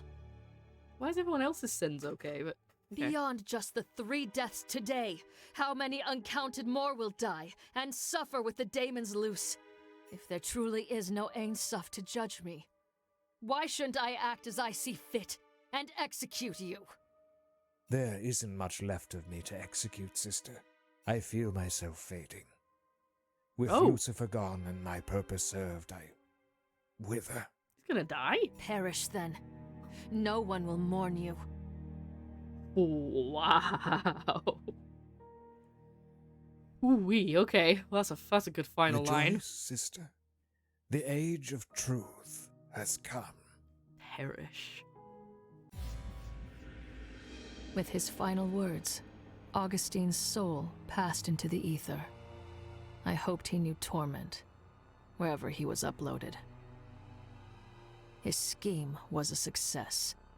The daemons were freed once more. Ein Sof was a fiction. The pilgrims had been left weak to temptation from a century of solitude, and daemons played among them. They returned to their homes, unaware that they were the subjects of an infernal experiment. I averted my eyes and walked away. I too felt the pull. And deeper, I knew a hollowness where my faith had been. What purpose had my work served? Inquisitor Virgil was still recovering from his ordeal and could barely speak. Truth, Ada. What good is it? The truth is that we no longer have a god to pray to. My labors were for nothing. Why bother? Truth. He was right. Truth itself would help us. The people deserve to know why they suffered. Even more than knowledge, the people of the world needed power, protection, strength.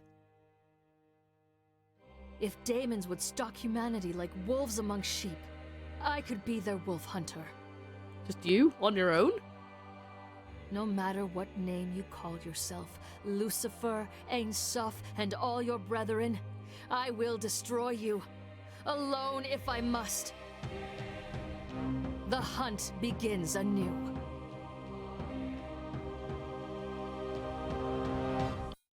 Oh. All of a sudden. Okay. There's no audio at all. Why is there no music? Well, thanks for watching me play Lucifer Within Us, I guess. Another... Ooh, eyeballs. Lovely. Another game that I did not expect to only take one stream, but yet here we are. Oh. Why are there two? I guess it must have been in French as well. I didn't pay attention at the beginning, but each of those names looks distinctly French, so perhaps there was a... Yeah, there we go. That makes sense. It was made in Canada. Well. Shorter than I expected. A little bit sad that there's not more, but maybe there's going to be a sequel. And that's why it ended like that.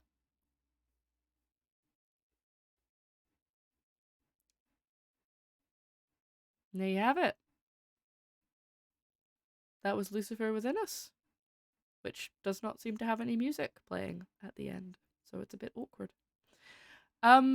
Yeah, okay.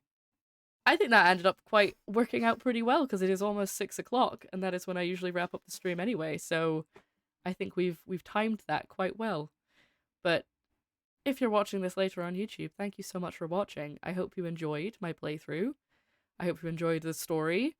All of the links to all my socials are in the description. Maybe subscribe, leave a comment, do all the things that you need to do to make the algorithm like me. Thank you very much. And I think that'll be me for now. Join us live for another puzzle game at some point soon, depending on when this goes up. I don't know what day I'm going to post this on, so I'll see you for another stream at some point. Thanks for watching. Have a good one. Bye-bye.